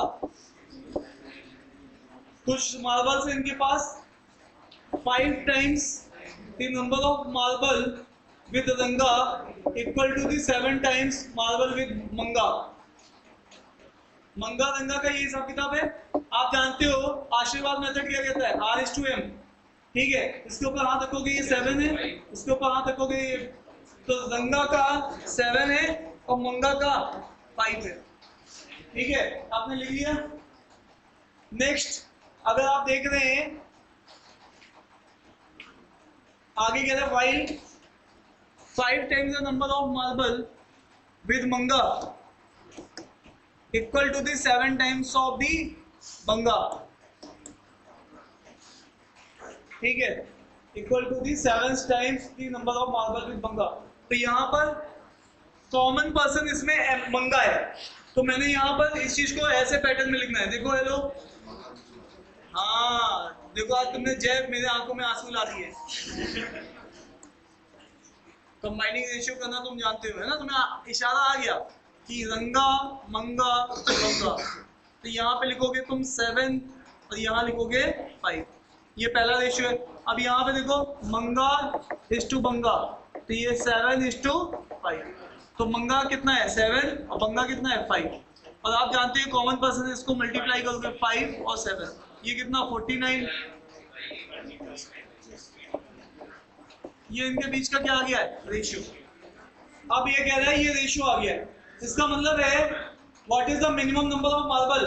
अब देखो ध्यान से, इसका मल्टीपल जितने भी टोटल मार्बल होंगे वो 49 का मल्टीपल होगा 35 का, और टोटल जो होगा इन सबका मल्टीपल होगा। और टोटल इसका कितना है, जोड़ो 50 + 35 85, 85 + 5 90, 90 + 20। हाँ जोड़ लेते हैं, 50 + 30 85, 85 + 5 90, 110, एक ले लो वापस 109। तो ये 109 आ जाएगा। तो इसका मतलब है मार्बल जो है वो 109 के क्या है मल्टीपल्स होंगे। जितने भी टोटल नंबर ऑफ मार्बल्स होंगे वो 109 के क्या होंगे मल्टीपल्स होंगे। तो मिनिमम पूछा है तो 109 तो देने ही पड़ेंगे तुम्हें। ठीक है, तो 109, क्योंकि यहाँ पे इसने मिनिमम पूछा है कि टोटल मार्बल्स सबके पास मिला के कितने हो सकते हैं। ठीक है, तो हमने 22 तक ट्राई कर लिया फर्स्ट अटेम्प्ट में क्वेश्चन। तो अभी हम लोगों ने एक और ट्राई किया था, हम लोगों ने 6 कर लिए थे यहाँ तक। तो ये हमारे पास हो गया है 7, 8, 9, 10, 11 क्वेश्चन। 11 क्वेश्चन हमने फर्स्ट अटेम्प्ट में ट्राई किए। ठीक है, तो 11 आउट ऑफ 20 क्वेश्चन 22,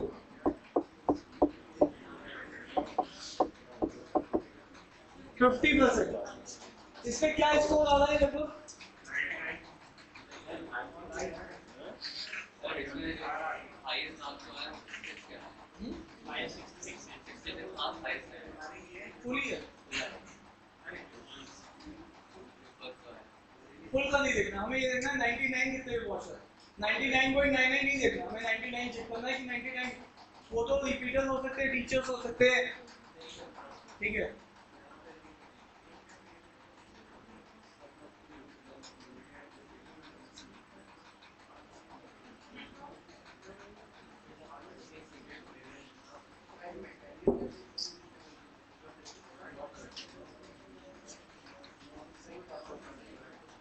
अभी बोलो, चलो अब हम लोग फिर कुछ क्वेश्चन ट्राई करते हैं जो सेकंड अटेम्प्ट में ट्राई करेंगे, ठीक है। डन है यहाँ तक? कोई तकलीफ किसी को?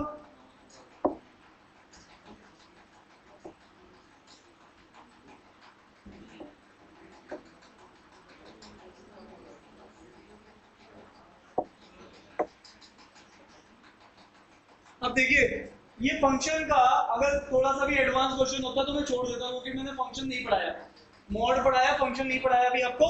तो फंक्शन का अगर थोड़ा सा भी एडवांस क्वेश्चन होता, ये बिल्कुल फंक्शन का बिल्कुल बेसिक क्वेश्चन है। कैट में भी ये आइडिया यूज करता है वो। आप देखो ध्यान से, आप यहां पर ए बी सी की वैल्यू पूछ रहा है और ये फंक्शन गिवन है, तो ए बी सी कब बना सकते हो? जब यहाँ पे क्या रख दो 1, तो यहाँ पे क्या हो जाएगा ए 1 का स्क्वायर, बी 1 और सी तो सी है, तो एफ ऑफ 1 रखते ही मेरे पास ये ए प्लस बी प्लस सी बन रहा है और इसी की वैल्यू चाहिए हमें।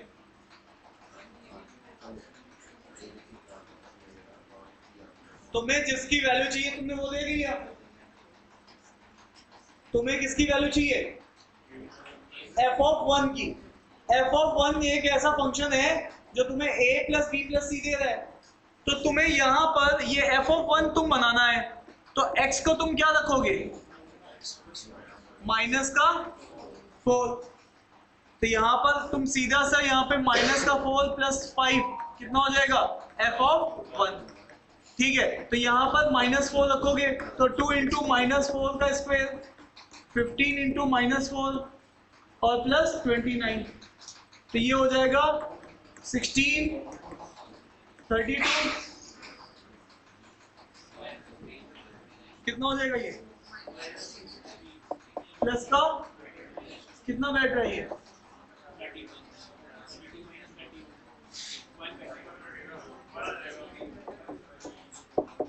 1 आ रहा है। तो ये क्वेश्चन तो स्ट्रेट फॉरवर्ड क्वेश्चन था। आपको जो चाहिए, आपको एक फंक्शन दे रखा उसको बनाइए, दूसरे फंक्शन में एक्चुअली न्यूमेरिकल वैल्यू है, एक फंक्शन में वो फंक्शन वेरिएबल के रिस्पेक्ट में, एक फंक्शन में वो फंक्शन वैल्यूज के रिस्पेक्ट में। तो वेरिएबल में तुम्हें a प्लस बी प्लस सी चाहिए, तुमने 1 रख के दे दिया। तो ये सीधे सीधे क्वेश्चन था, स्ट्रेट फॉरवर्ड, ठीक है। डन है क्या? तो ये मैंने क्वेश्चन इसीलिए बस ट्राई किया क्योंकि फंक्शन में कुछ भी इसमें था नहीं बताने के लिए, तो इसलिए क्वेश्चन को हमने ट्राई कर लिया बिना भी पढ़े हुए।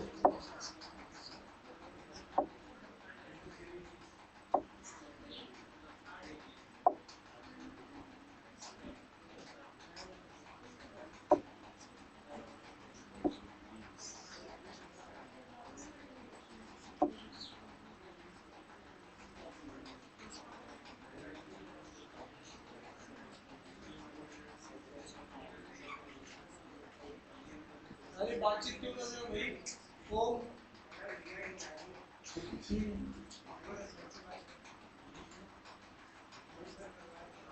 ओम, ये सब बातें अलग से भी कर सकते हो ना, क्लास में करने की जरूरत है। अरे तुम ये बात उसको धीमे से बोलो, बात क्यों क्लास का माहौल खराब कर रहे हो तुम समझते हो ना, तालाब में केवल एक ही मछली होती है, तालाब पूरा मटमैला कर देती है फिर छुप छुप छुप करके। तो तुम वो मछली बनना चाहते हो कि एक मछली जो शांत से तैर रही है बिना तालाब को खराब किए हुए?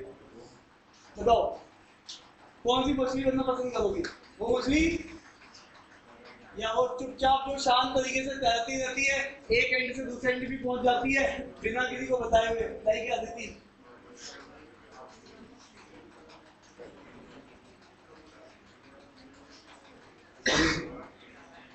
इतनी तो दाढ़ी भी नहीं है तुम्हारी जितनी उसके ऊपर हाथ फेर रहे हो।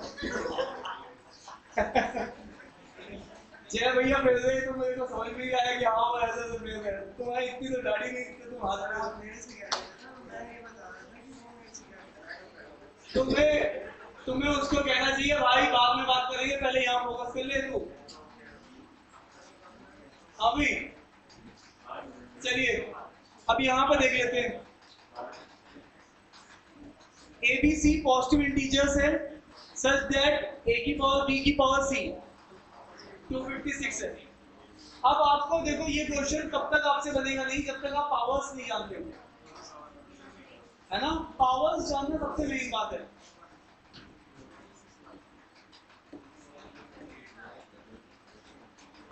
और इस तरीके से हमें करना है, जैसे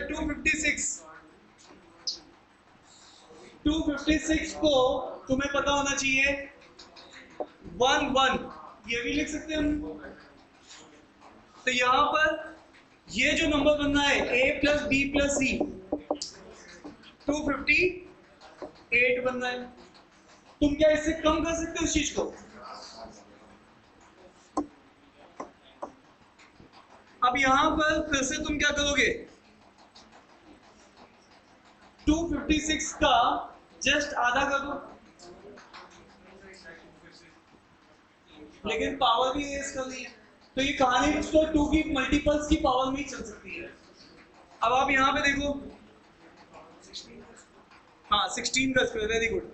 16 इंटू 16 होता है कितना? और 16 हम लोग कैसे बना सकते हैं?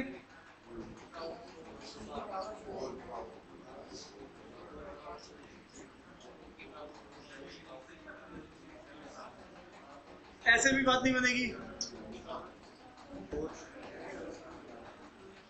ऐसे भी लिख सकते हैं हम लोग इस चीज को,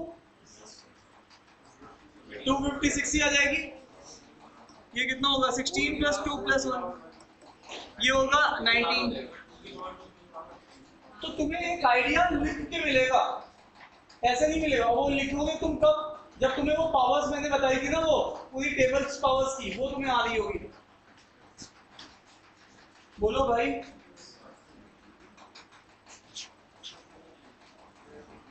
लिखो, ट्राई करो। ये हिट एंड ट्रायल का क्वेश्चन है, इसमें कुछ बताना नहीं है, तुम्हें ट्राई करना है नंबर्स को बस, कम से कम कम से कम कम से कम ट्राई करिए।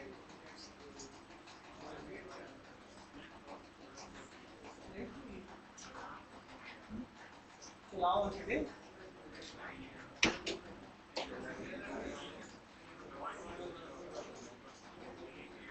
चलो जल्दी से ट्राई करो।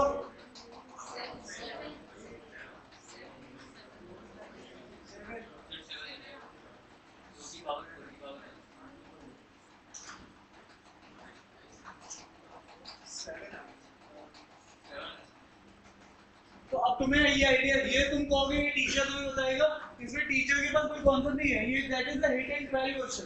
तुम्हें ट्राई करना है, ट्राई करना है, ट्राई करना है, इसको कम करना है पावर्स को। अब क्या बनाओगे? 2 की पावर है ना। अब तुमने 2 इसको 16 बनाना है, तो ये हो गया कितना? 4, ये हो गया 16, और 16, अच्छा तुम जानते हो 256 2 की पावर होता है 8, है ना। तो ये तुमने इसको यहाँ पर 9,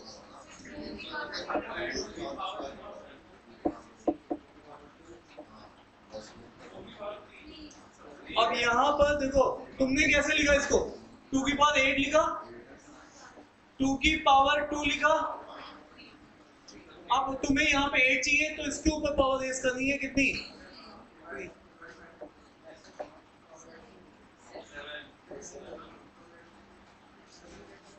तो ये तुम्हें हिट एंड ट्रायल, ये अच्छा क्वेश्चन था, मतलब ये, हाँ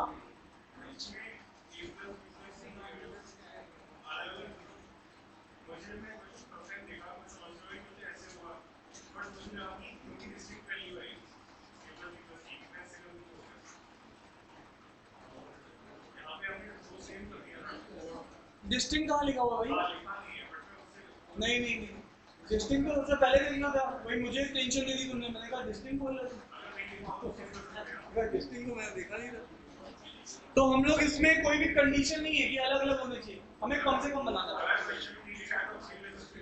अच्छा, इसके बाद भी ट्राई कर सकते हैं क्या?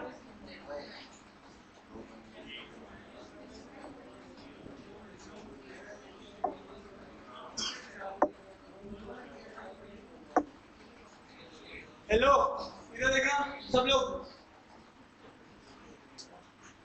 एग्जाम में मैं आपसे कहता हूं टेबल याद करके जाओ। क्या याद करके जाओ? टेबल। मैं आपसे कहता हूं भाई साहब टेबल आनी चाहिए तुम्हें। तो टेबल क्यों आनी चाहिए? जब आप कोई मल्टीप्लाई करते हो तो उसमें से 1 to 9 डिजिट ही तो मल्टीप्लाई करते हो, 1 से लेके 9 तक की तो आपस में डिजिट तो मल्टीप्लाई करते हो।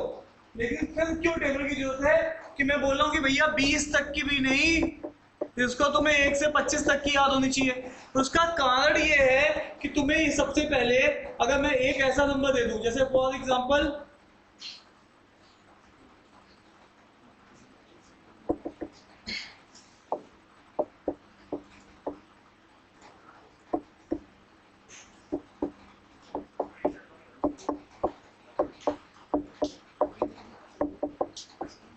अगर मैं तुम्हें ये दे दूं, ये एग्जांपल है, ये एक्चुअल में एग्जाम का क्वेश्चन है जो कि लास्ट पेज में ऐसा बनता है। अब जब तुम इस क्वेश्चन की कैलकुलेशन को करने के लिए जाओगे लाला, तो इस क्वेश्चन की कैलकुलेशन में तुम्हें पूरा 1 से 1.5 मिनट लग जाएगा। यहां तक आने में तुम 2 मिनट ले चुके हो और तुम 2 मिनट और लोगे 4 मिनट। और अगर तुम्हें टेबल याद होगी तो तुम्हें पता होगा कि 91 किसकी टेबल में आता है, 13 इंटू, बस वो चीज टेबल की फॉर्मेलिटी से तुम्हें पता होगा कि मैं इसको ऊपर 13 इंटू 7 लिख सकता हूँ और इसमें मैं अगर वैल्यू क्या डाल दूं 3, तो ये कितना हो जाएगा 13 से 13 कैंसिल हो जाएगा और ये 91 फिर से किससे बनेगा 13 इंटू 7 और ये 10 माइनस 3, तो 3 से ये क्या बन जाएगा 7 और इससे ये कैंसिल हो जाएगा। 7 प्लस 13 20 को सेटिस्फाई कर रहा है, इसका मतलब मेरी वैल्यू यहाँ पर 3 होनी चाहिए। मेरा ये आंसर है। ये मेरे को तब समझ में आएगा जब मैं वो टेबल को याद करके बैठाऊंगा अच्छे से, ठीक है। और ये ऐसा नहीं से तुम्हारा क्वेश्चन निकलेगा, ये तुम्हें क्वेश्चन में इंटेंशन, ये देखो ये वाला क्वेश्चन तुम्हें कब आएगा, ये क्वेश्चन तभी कोई बना पाएगा जो पावर को बहुत अच्छी तरीके से याद करके आया हो, जिसको ध्यान होगी पावर, तब वो एग्जाम टाइम में ये क्वेश्चन बना पाएगा। तुम सोचोगे वो आदमी बना देगा जिसको पावर में ही कंफ्यूजन चल रहा है, तो ये चीज नहीं हो पाएगी। तो आपने ये बात समझ पा रहे हो कि हमें किसी चीज की नीड इसलिए है ताकि हमारा इंट्यूशन जो है, जिसको कहते हैं सिक्स सेंस है, वो सिक्स सेंस नहीं है, वो ये चीज है। तुम्हें बैकग्राउंड में ये चल रहा है। क्या ये बात समझ में आ रही है सबको? ठीक है। तो तुम्हें इसीलिए tables, square root, cube root ये सब बोला जाता है कि इतना याद करो। अभी मैं अगर कोई यहाँ पे बोलेगा नहीं, मैं जिससे पूछूंगा, ठीक है, जिससे पूछूंगा वही बताएगा। अभी रुक जाओ, फैसला कर देता हूं मैं आज।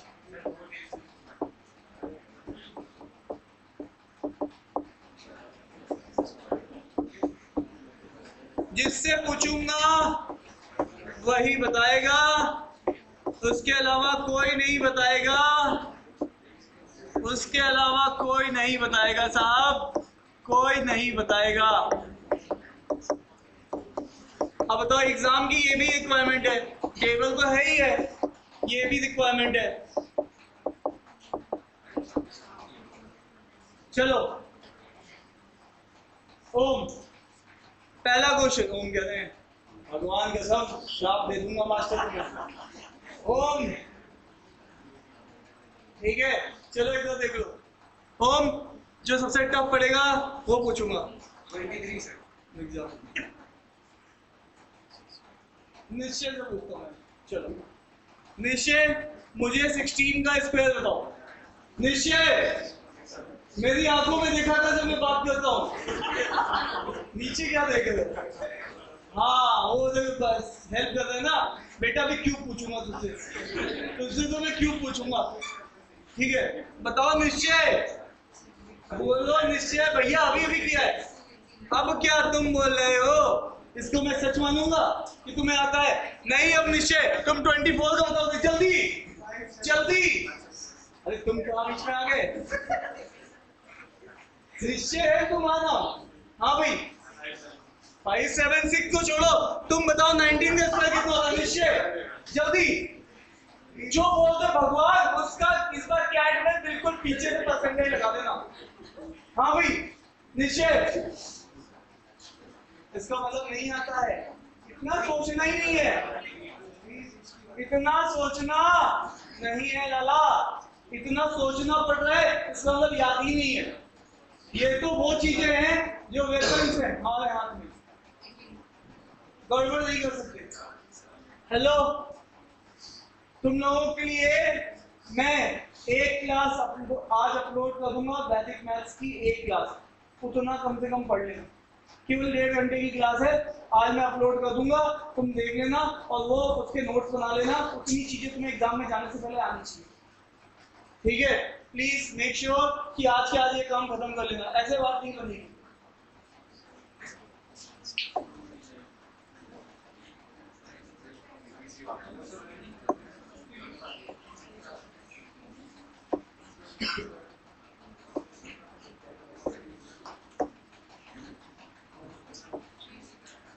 हेलो, जब भी मैंने कभी मॉड पढ़ाया है तो शायद पहली क्लास में ही मॉड में तुम्हें ये चीज करा दी है कि मॉड हटाओ प्लस माइनस लगाओ। कभी भी आपके पास ऐसा है तो ये चीज मैं आपको ऑलरेडी 10 बार पढ़ा चुका हूं कि मॉड के सामने अगर कोई भी चीज है 9 तो मॉड हटाओ प्लस माइनस लगाओ।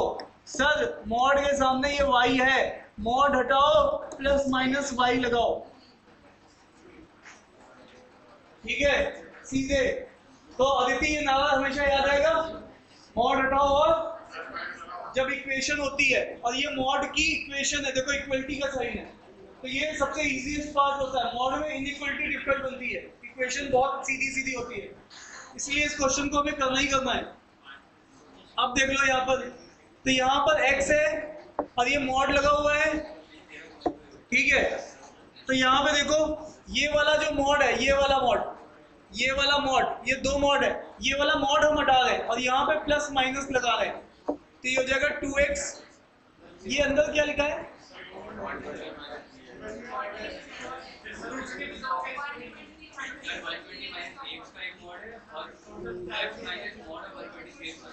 ठीक है, कोई बात नहीं है। तो यहाँ से मॉड हटाया, ये है 120 अंदर वाला मॉड, इसके अंदर मॉड के अंदर मॉड है। मैं बस ट्राई कर रहा था कि क्वेश्चन गड़बड़ ना हो। अब यहाँ पे दो चॉइसेस बन जाती है, जब दो चॉइसेस बन गई तो यहाँ पर x है, 2x है, 120 है, माइनस 3x है, और एक है माइनस 2x 120 माइनस 3x, ठीक है? तो मॉड हटाया प्लस माइनस लगाया, एक तरफ प्लस लगाया है एक तरफ माइनस लगाया।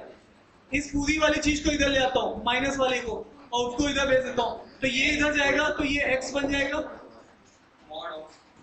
ठीक है साहब?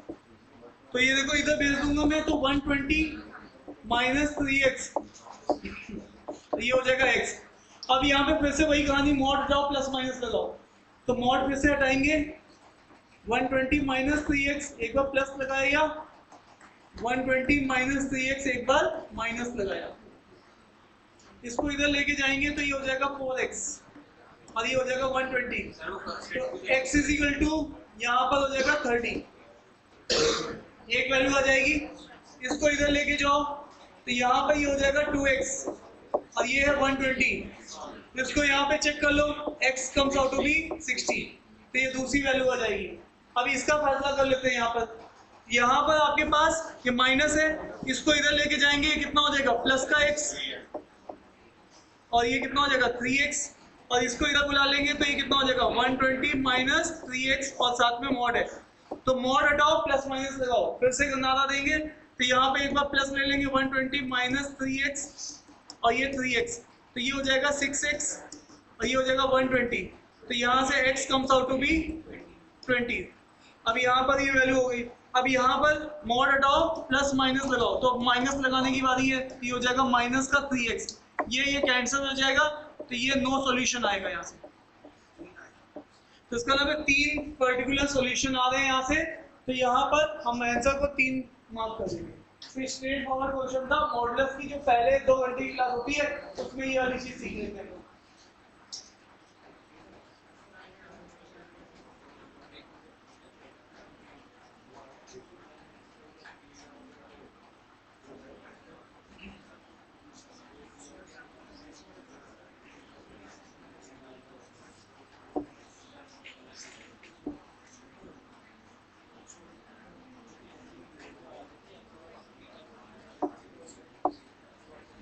क्या नहीं यहाँ तक? अरे बोलो।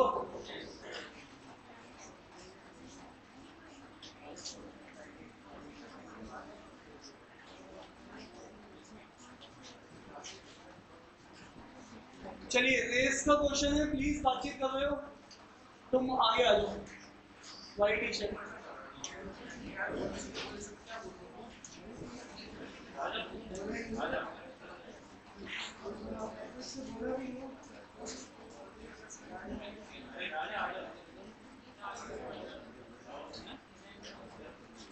ओम क्या पूछो?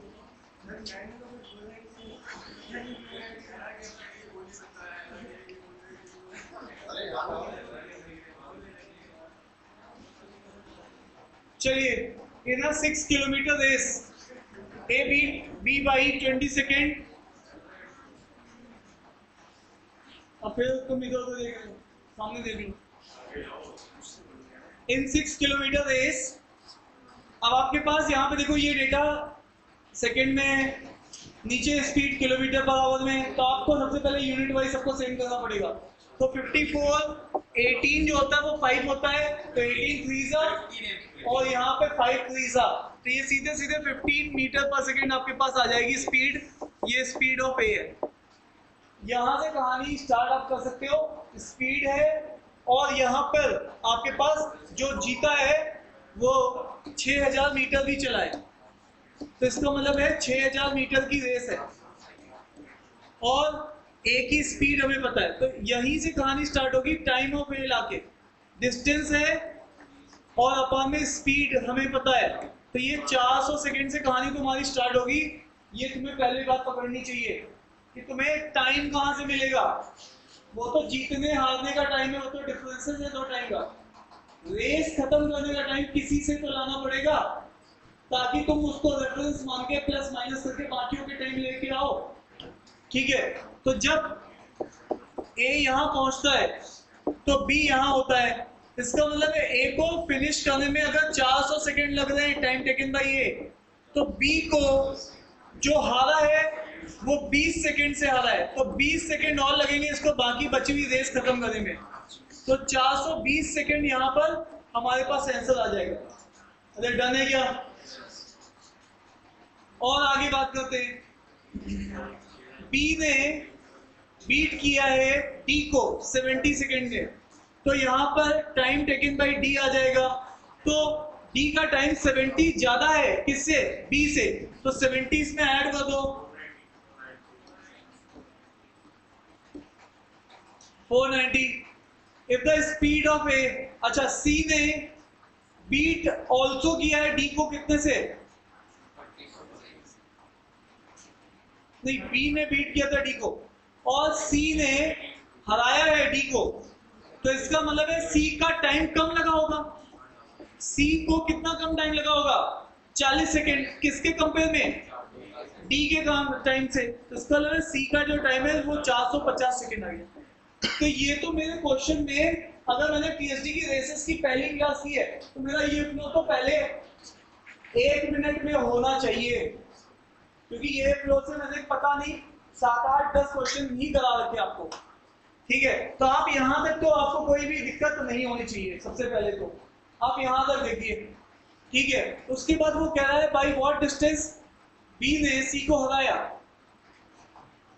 अब आपके पास इतनी कहानी से अब वो पूछा है कि कितनी उससे उसने उसको हराया, तो आप यहां पे देखो ध्यान से।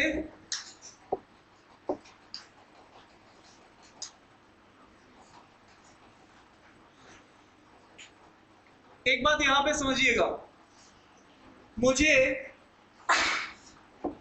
बी का टाइम पता है, किसने बी और सी का पूछा है, और सी का टाइम पता है। बी का टाइम हमें पता है साहब 420 है, और सी का टाइम अभी भी निकाला है 450 है। सब टाइम अलग अलग है। अगर मैं इनकी डिस्टेंसेस कांस्टेंट मानूं तो मुझे स्पीड का रेशियो आ सकता है। अगर मैं मानूं कि ये तो पूरा जर्नी टाइम है, इसका पूरी जर्नी ट्रेवल की है डी डिस्टेंस, उसने भी पूरी distance journey time D distance travel की है, डी मतलब 6000 मीटर, 6000 मीटर इसने भी ट्रेवल किया है और 6000 मीटर इसने भी ट्रेवल किया, दोनों को 420 450 सेकंड लगे हैं। तो जब डिस्टेंस कांस्टेंट होती है तो स्पीड का रेशियो आ जाता है। स्पीड ऑफ बी और speed of C will be time of C by time of B, inverse हो जाता है। तो यहां से यहां पर ये चीज आ जाएगी 45/42। सर अब क्या करेंगे भैया, अब तुम ये करोगे, तुम्हें उसने डिस्टेंस पूछी है तो तुम्हें डिस्टेंस का डिफरेंस तभी आता है जब तुम टाइम कांस्टेंट होते हो। मान लो मैं भागने स्टार्ट किया, निश्चय मेरे पीछे पीछे भाग रहे हैं, और मैंने जैसे फिनिश लाइन में पैर रखा, मेरे लिए टाइम कांस्टेंट हो गया, मुझे लगे 420, निश्चय को भी लग रहा है 420, तो निश्चय 420 सेकंड में यहाँ पर है और मैं 420 में यहाँ पर हूँ, तो हमारा तो टाइम कांस्टेंट होगा, तभी तो डिफरेंस आएगा कि 420 में मैं फिनिश लाइन पे हूँ लेकिन निश्चय में से इतना पीछे है, वो डिस्टेंस का डिफरेंस आ गया। कि बात समझ में आ रही कि नहीं आ रही है? तो इसका मतलब है अगर डिस्टेंस का डिफरेंस अगर कभी लाना है तो आपको टाइम कांस्टेंट की कंडीशन पे रीच करना पड़ेगा, और टाइम कांस्टेंट अगर होता है तो डिस्टेंस ट्रेवल्ड स्पीड के रेशियो के बराबर होता है, इसलिए मैंने स्पीड का जुगाड़ पहले ही बना लिया। मैं बैक ट्रैक भी कर सकता था कि मेरे को जो चाहिए, मेरे को फिर उसकी चीज की जरूरत होती तो मैं यहाँ पे सोचता, तो मैंने यहाँ पर इसको पहले से इसका जुगाड़ बना लिया है। ठीक है, अब वापस आइए, अब जब B फिनिश लाइन पे है, C यहाँ है, B फिनिश लाइन पे कब है? जब उसको टाइम कितना लगा है? टाइम टेकन 420 है, तो उसी टाइम में C भी 420 पे होगा। जब वो C 420 पे होगा तो वो उससे इतना पीछे है। ठीक है, तो अब यहां से कहानी क्या कह रही है कि टाइम फिक्स है। टाइम क्या है? फिक्स। और जब टाइम फिक्स होता है तो उस केस में आपको पता है कि distance travelled by B, distance travelled by C, speed of B और स्पीड ऑफ सी, और स्पीड ऑफ बी का कितना है? 45 और 42, तो ये 45 और ये कितना है? 42। साहब अब हम क्या करें? देखो तुम एक काम कर सकते हो,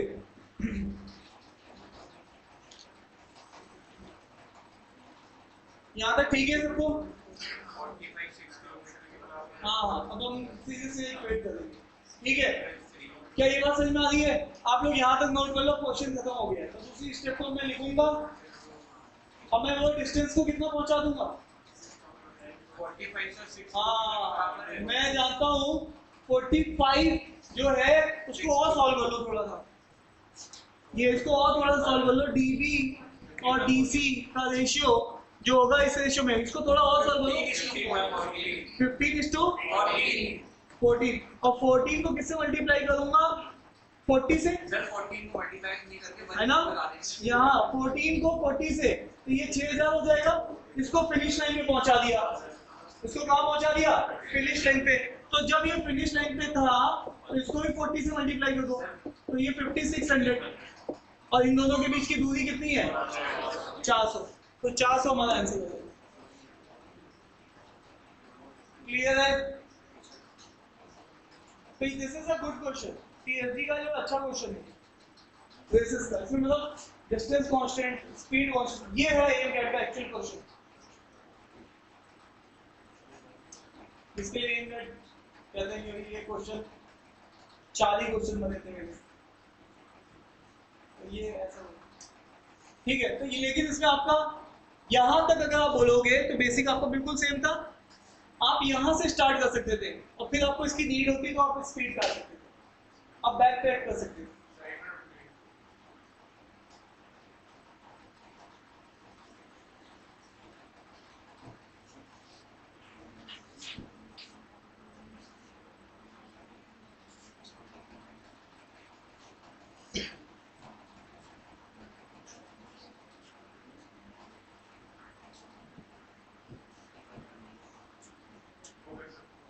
चले जवानों,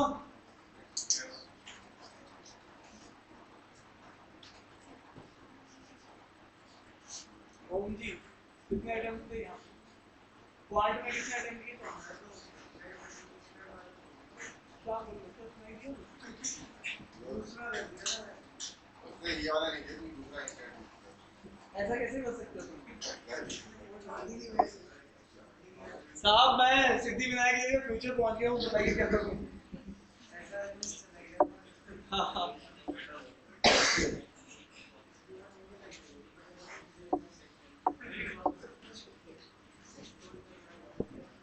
अच्छा हुआ तुमने ये नहीं बोला कि मैं साहब सिद्धि विनायक की जगह नैनीताल निकल आया हूँ। दोनों एक ही रोड पे है ना। ऐसा में तो जाके क्या करोगे? सीधे फिर आगे निकल जाओगे नैनीताल।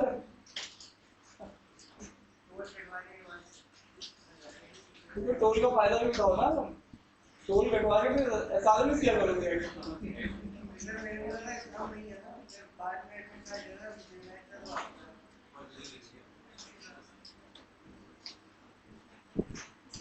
ये मुझे पता है, ऐसा लग रहा है कि मैं 11वीं 12वीं को बच्चों को पढ़ा रहा हूँ। वो इतनी बहस करते हैं, मतलब ऐसे उनके अंदर ईगो ज्यादा होता है। जो ग्रेजुएट बच्चा हो जाता है उनका ईगो खत्म हो जाता है यार। ग्रेजुएट बच्चा अपने को मास्टर ने कहा हाँ चलो ठीक है, ग्रेजुएट बच्चा मतलब मैच्योर्ड बच्चा भी माना जाता है।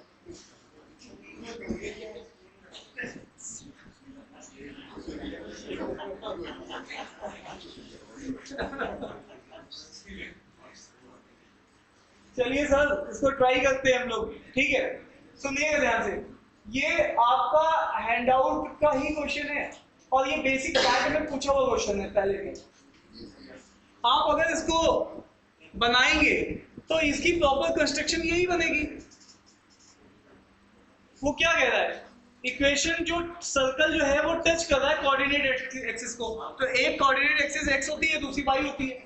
और जब टच कर रहा है तो ये एक कोऑर्डिनेट उसका 3 0 है, तो ये रेडियाई है 3, और दूसरा भी क्या है 0 3, तो ये भी रेडियाई है 3 की।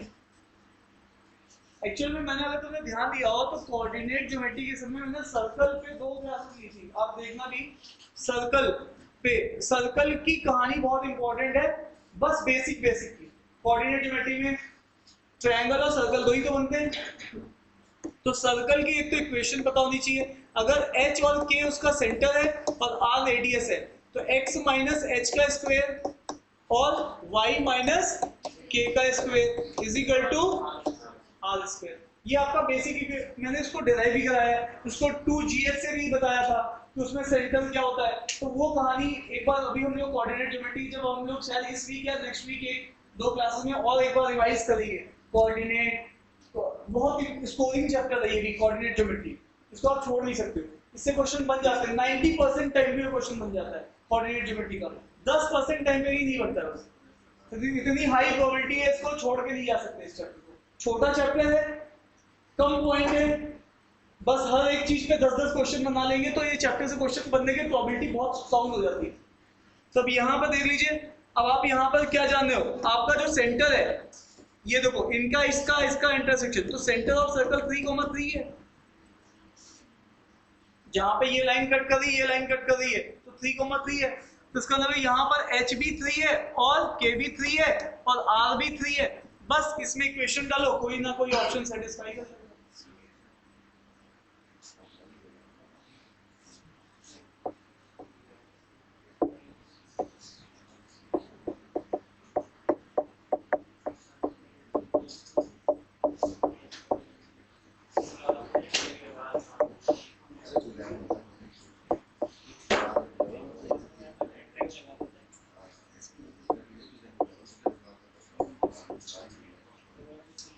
कौन सी बनेगी?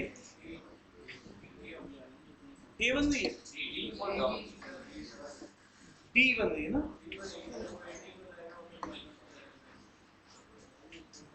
हाँ 9 से 9 कैंसिल हो जाएगा, ठीक है। तो ये आपका कोऑर्डिनेट ज्योमेट्री का बेसिक, पहले प्रीवियस ईयर का कैट का भी है, हैंडआउट में क्वेश्चन है आपका, और ये क्वेश्चन आपका इन कैट, ये परफेक्ट स्क्वायर वाला क्वेश्चन है। ये क्वेश्चन भी थोड़ा नए टाइप का, ऐसे आपको देखो एम कैट अगर आप सारे लगाओगे ना तो आपका शायद ही कोई एरिया बचेगा जिसमें कितने एम कैट है आप बताओ?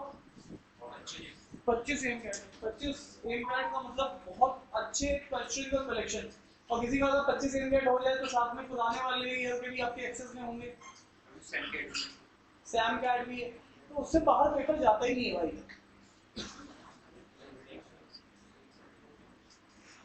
सर स्कोर नहीं आ रहा, स्कोर तो उनका भी नहीं आ रहा था भैया, लोग परेशान होकर लास्ट में टेस्ट ही नहीं दिया कि भैया लास्ट में हमारा कहीं कुछ गड़बड़ ना हो जाए। लेकिन अभी आपके पास 10 टेस्ट लिखने का एक टाइम है, बहुत अच्छा टाइम है। कैट से पहले 10 टेस्ट कैट जैसे प्रैक्टिस करना बहुत इंपॉर्टेंट है। और जितनी चीजें आती है ना उन्हीं को एनहांस करिए। मेरे को ऑटोमेटिक आता है, पिछली बार 3 ही बने थे, इस बार 5 बनाऊं, अब इस बार 5 बन गए साहब, इस बार 7 बनाऊं। 10 करके भी कैट में रीच कर गए तो तुम समझ पा लो टॉप आएगा। 10 क्वेश्चन 30 90 नंबर थे किसके, जो इस बार आए बैंगलोर के लिए 90 नंबर थे उसके, 91 नंबर थे। सोचो 10 क्वेश्चन बनाओगे, 30 क्वेश्चन इनटू 3 90 नंबर, 91 नंबर आए बैंगलोर वाली लड़की।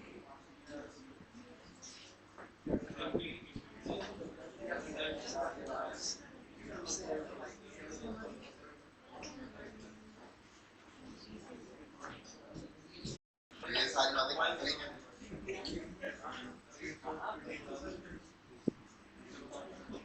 अगर टी कोई परफेक्ट स्क्वायर है तो कोई एक परफेक्ट स्क्वायर मान लो 25, ठीक है। तो which of the following gives the perfect square nearest to. देखो इस क्वेश्चन को एग्जाम टाइम में प्रूव करने की तो हमें कोई सोचना ही नहीं है, हमें इसको वैलिडेट करना है, ठीक है। तो यहाँ पर इस क्वेश्चन, ये क्वेश्चन भी क्योंकि नया टाइप का है, ये क्वेश्चन पढ़ा हुआ है आपकी बुक एक्सरसाइज का क्वेश्चन है, बट ये क्वेश्चन भी आपके लिए नया टाइप का है, ऐसा क्वेश्चन आपको, तो आप ऐसे क्वेश्चन जो नए आए हो उनको डेटा से वैलिडेट कर सकते हैं, तो करिए। तो इस क्वेश्चन को अगर आपने 25 ले लिया perfect square, which of the following is the perfect square nearest to T, तो टी के पास कौन है?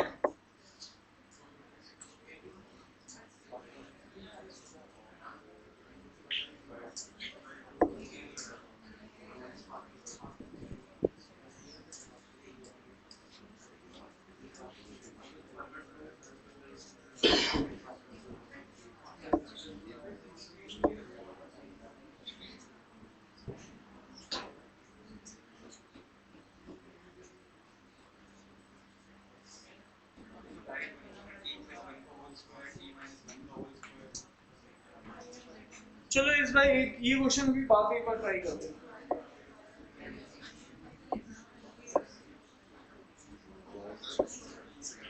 ये क्वेश्चन देखो, एक मतलब जो फिक्स पैटर्न टाइप के क्वेश्चंस है पहले उनको निपटा लेते हैं।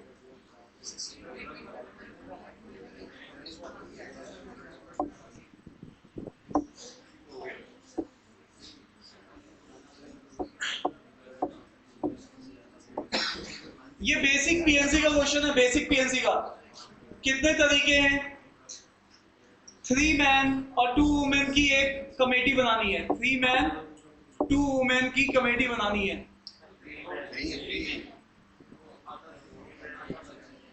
3 मैन और 2 वुमेन की कमेटी बनानी है और 10 कपल्स है, मतलब 10 मैन होंगे और 10 ही वुमेन होंगी, तभी तो कपल बोल रहे।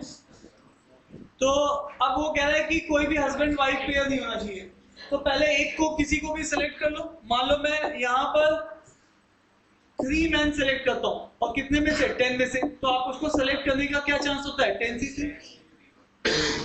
अब ये 3 मैन की ही 3 वुमेन भी होंगी, वो हमें नहीं चाहिए, तो हमें वुमेन अब जो अवेलेबल बची हैं जिनमें से मुझे सिलेक्ट करना है वो 7 बची है, क्योंकि कपल वाली वो हटा देनी है, जो मैन के साथ वुमेन थी उनको हटा देना है कि तुम अलग बैठ जाओ।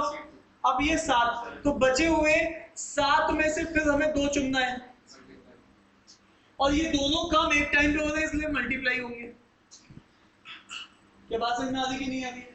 हम लोग इसी चीज को ऐसे भी कर सकते हैं कि हमारे पास 10 मैन है 10 वुमेन है, पहले मैंने 2 वुमेन चुन ली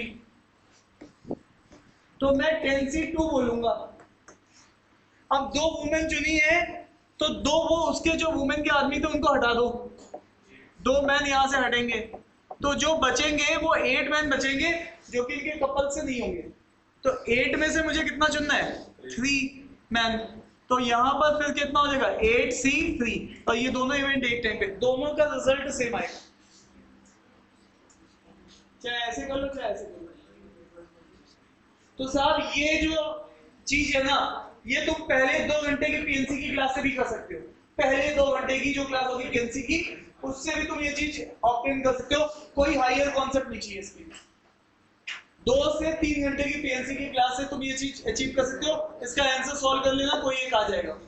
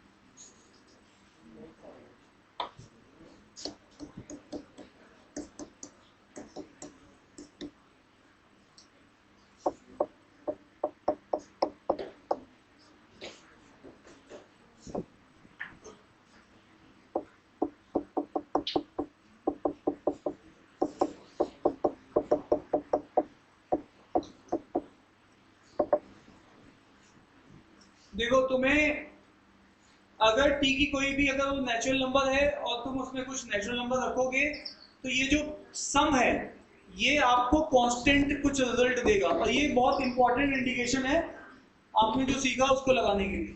ठीक है, तो आप यहाँ पे देखिएगा, अगर आपको सम एक कांस्टेंट रिजल्ट दे रहा है जब आप टी को नेचुरल नंबर पुट कर रहे हो, तो अब आप यहां से क्या चीज कंक्लूड करेंगे? इसके लिए कह रहा है कि कौन सी चीज, विच of the following can be concluded for known values of T. T की वैल्यूज के लिए कमेंट पूछ रहा है, और चारों ऑप्शन में 2 मैक्सिमम है और 2 मिनिमम है। तो अब आप यहां पे देखिएगा, इस क्वेश्चन के लिए हमें फिर से अपना एक बार कुछ ना कुछ वैल्यू एज्यूम करके इस चीज को वैलिडेट करना पड़ेगा कि एक्चुअल में चल क्या रहा है यहाँ पे। तो आपके लिए यहाँ पर समझाने के पॉइंट ऑफ व्यू से कोई भी एक वैल्यू ले लेते हैं PQRS की। लेट अस अज्यूम ये वैल्यू हम लोगों ने ले ली 30। अब ये 30 वैल्यू ले ली हमने। अब यहाँ पर PQRS के ऊपर कमेंट डाला गया है, ये 4 इंटीजर है। कोई चीज इंटीजर हो सकती है तो वो प्लस भी हो सकती है, माइनस भी हो सकती है। कोई चीज अगर नेचुरल नंबर है तो वो 0 भी हो सकता है, सॉरी 0 नहीं होगा। कोई चीज होल नंबर है तो वो 0 से लेके पॉजिटिव रहेगा, और कोई चीज नेचुरल नंबर है तो 1 से होगा। तो लेट अस अज्यूम हम अभी अपने को रिस्ट्रिक्ट कर रहे हैं समझने के पॉइंट ऑफ व्यू से कि हमारे पास PQRS जो वैल्यूज हैं वो बेसिकली नेचुरल नंबर है। उसने तो इंटीजर बोला है लेकिन हम नेचुरल नंबर मान के चल रहे हैं। तो नेचुरल नंबर मान के चलोगे तो ये वो नंबर्स हैं, और यहाँ पे सब में इनका क्या है? स्क्वायर है। स्क्वायर हमें इनका करना है और हमें मैक्सिमम पहुंचाना है। P square, Q square, R square, S square. ये चीज, किसी भी चीज का स्क्वायर मैक्सिमम कब हो सकता है? जब आप क्या लो, हाईएस्ट पॉसिबल वैल्यूज पकड़ के चल लो। तो ये वैल्यू हमारे पास हो जाएगी 27, ये हो जाएगी 1, ये हो जाएगी 1, ये हो जाएगी 1। बात समझ में आ रही कि नहीं आ रही? तो अभी मैं किसकी बात कर रहा हूं? मैं इसकी बात कर रहा हूं। P की वैल्यू मैंने ये ली है, Q की वैल्यू 1 ली है, R की वैल्यू 1 ली है, S की वैल्यू 1 ली है। ठीक है, तो यहां पर जब तुम ऐसा करोगे तो इसका सम कितना बैठेगा? 30। अब तुम कहना क्या चाह रहे हो सर? मैं ये कहना चाह रहा हूं, तुमने एक नंबर को एज हाई एज पॉसिबल बना लिया। जब तुम किसी एक नंबर को एज हाई एज पॉसिबल बनाओगे तो उसका स्क्वायर बहुत बड़ा नंबर बन जाएगा। ठीक है, तो ये एक्चुअल में नंबर का डिस्ट्रीब्यूशन है। नंबर को तुम जितना इक्वल बांटोगे उतना ही उनका वो स्क्वायर छोटा बनेगा, और जितना ही नंबर को, एक नंबर को बड़ा बना दो और बाकी नंबर को एज स्मॉल एज पॉसिबल बना दो, तो उस वाले केस में स्क्वायर उसका सबसे कम बनेगा। मतलब सबसे ज्यादा बनेगा। ठीक है, तो ये हमने क्या किया, एक नंबर को मैक्सिमम पकड़ा दिया और बाकी को एक एक पकड़ा दिया। तो इस वाले केस में अगर तुम स्क्वायर बनाओगे तो 27 का स्क्वायर बहुत बड़ा नंबर बनेगा और इनका स्क्वायर, तो इसका मतलब है ये चीज मैक्सिमम होगी। लेकिन इसने ना यहाँ पर क्या किया, इस क्वेश्चन को एक स्टेप और बढ़ा दिया। इसने कहा कि नहीं साहब, PQRS आपके नेचुरल नंबर तो नहीं है, इंटीजर्स है। अब इंटीजर्स के लिए मैक्सिमम की कोई लिमिट ही नहीं बन पाएगी। तुम चेक करके देखो, अगर मैंने P को देखो यहाँ पर -1000 ले लिया, तो Q को तुम जोड़ के सब इन तीनों को जोड़ के क्या ले लोगे, 1030 ले लोगे, ताकि ये कितना बन जाएगा, 30 बन जाएगा। इसी तरीके से तुम कहोगे साहब मैं तो यहाँ पे 10,000 लूंगा, तो मैं यहाँ पे 10,030 बनाऊंगा। ठीक है, तो इसका मतलब है इस पॉइंट ऑफ व्यू पे आपके पास मैक्सिमम, अच्छा सर ये तो नेगेटिव नंबर, इसका स्क्वायर तो पॉजिटिव आएगा ना, ये बहुत बड़ा नंबर बनेगा। ठीक है, तो मैक्सिमम की तो यहाँ पे कोई लिमिट ही नहीं हो रही है, तो ये क्वेश्चन मैक्सिमम पे तो नहीं जा सकता है। तो इसका मतलब इसका आंसर मिनिमम पे ही आएगा। ठीक है, इसका आंसर किस पे आएगा, मिनिमम पे आएगा। तो इसका मतलब है ये, यहां तक पहले तुम्हें इस चीज को समझना है। ये क्वेश्चन हम ले रहे हैं, लास्ट के 2-3 क्वेश्चन बचे हुए जो थोड़े से और एडवांस लेवल के क्वेश्चन है, जिसमें से ये क्वेश्चन है, एक आधा और है बीच में। ठीक है, तो आई होप कि ये बात आप तक यहाँ पे पहुंच गई होगी। ठीक है, अब तुम्हारे पास और क्या करें, अब आपके पास ये जो आपके पास मिनिमम पॉसिबल वैल्यूज हैं, इनको तुम क्या लोगे। मैंने बोला है कि मिनिमम वैल्यू तुम्हारी तब बनेगी जब तुम किसी भी नंबर को जितना पास पास बांट सको उतना बेहतर है। तो साहब पास पास बांटना है तो ये PQRS में सबको TT दे दूं और किसी एक को एक एक्स्ट्रा 1 पकड़ा दूं। अब ये कॉन्सेप्ट तुम पहले से याद करके जाओगे, क्योंकि ये तुम्हारे पास इनइक्वालिटी में कॉन्सेप्ट है सम का, प्रोडक्ट का, तो तुमने वहां से ये देखा हुआ है कि तुम्हारा मिनिमम कब बनता है, सम जब मैक्सिमम है, तो उस केस में वो आपका क्या बनेगा, सम अगर कांस्टेंट है। तो ये कॉन्सेप्ट ये वहां से यूज कर रहे हैं। तो ये अब इस नंबर का तुम स्क्वायर कर लो तो इनमें से कोई एक ऑप्शन तुम्हारा बनेगा, और ऑब्वियसली ये प्लस होगा तो ये प्लस वाला ही ऑप्शन बनेगा, सी वाला, ये वाला। फिर से मैं बोल रहा हूँ, मिनिमम के लिए नंबर को जितना पास पास बांटोगे तो उसका प्रोडक्ट जो स्क्वायर का सम होगा वो क्या बनेगा, एज मिनिमम एज पॉसिबल। अगर किसी को इस क्वेश्चन में डाउट है, क्योंकि बहुत सारे बच्चे अनइंटरेस्टेड हो गए सुनने, तो मैं इसको चीज को आप मेरे से अलग से भी पूछ सकते हैं। ठीक है, ये ग्रैंडफादर वाला क्वेश्चन तुम खुद से ट्राई करना, निकल जाएगा। ठीक है, एक क्वेश्चन मैंने आपको करने के लिए दिया है,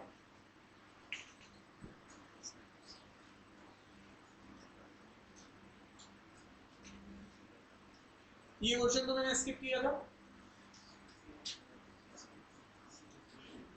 तो ऑलमोस्ट हमने सारे क्वेश्चन कर लिए। एक ये क्वेश्चन तुम भी ट्राई करना, खुद से ट्राई करना, ये निकल जाएगा क्वेश्चन, इसमें स्टेप्स हैं बस केवल। तो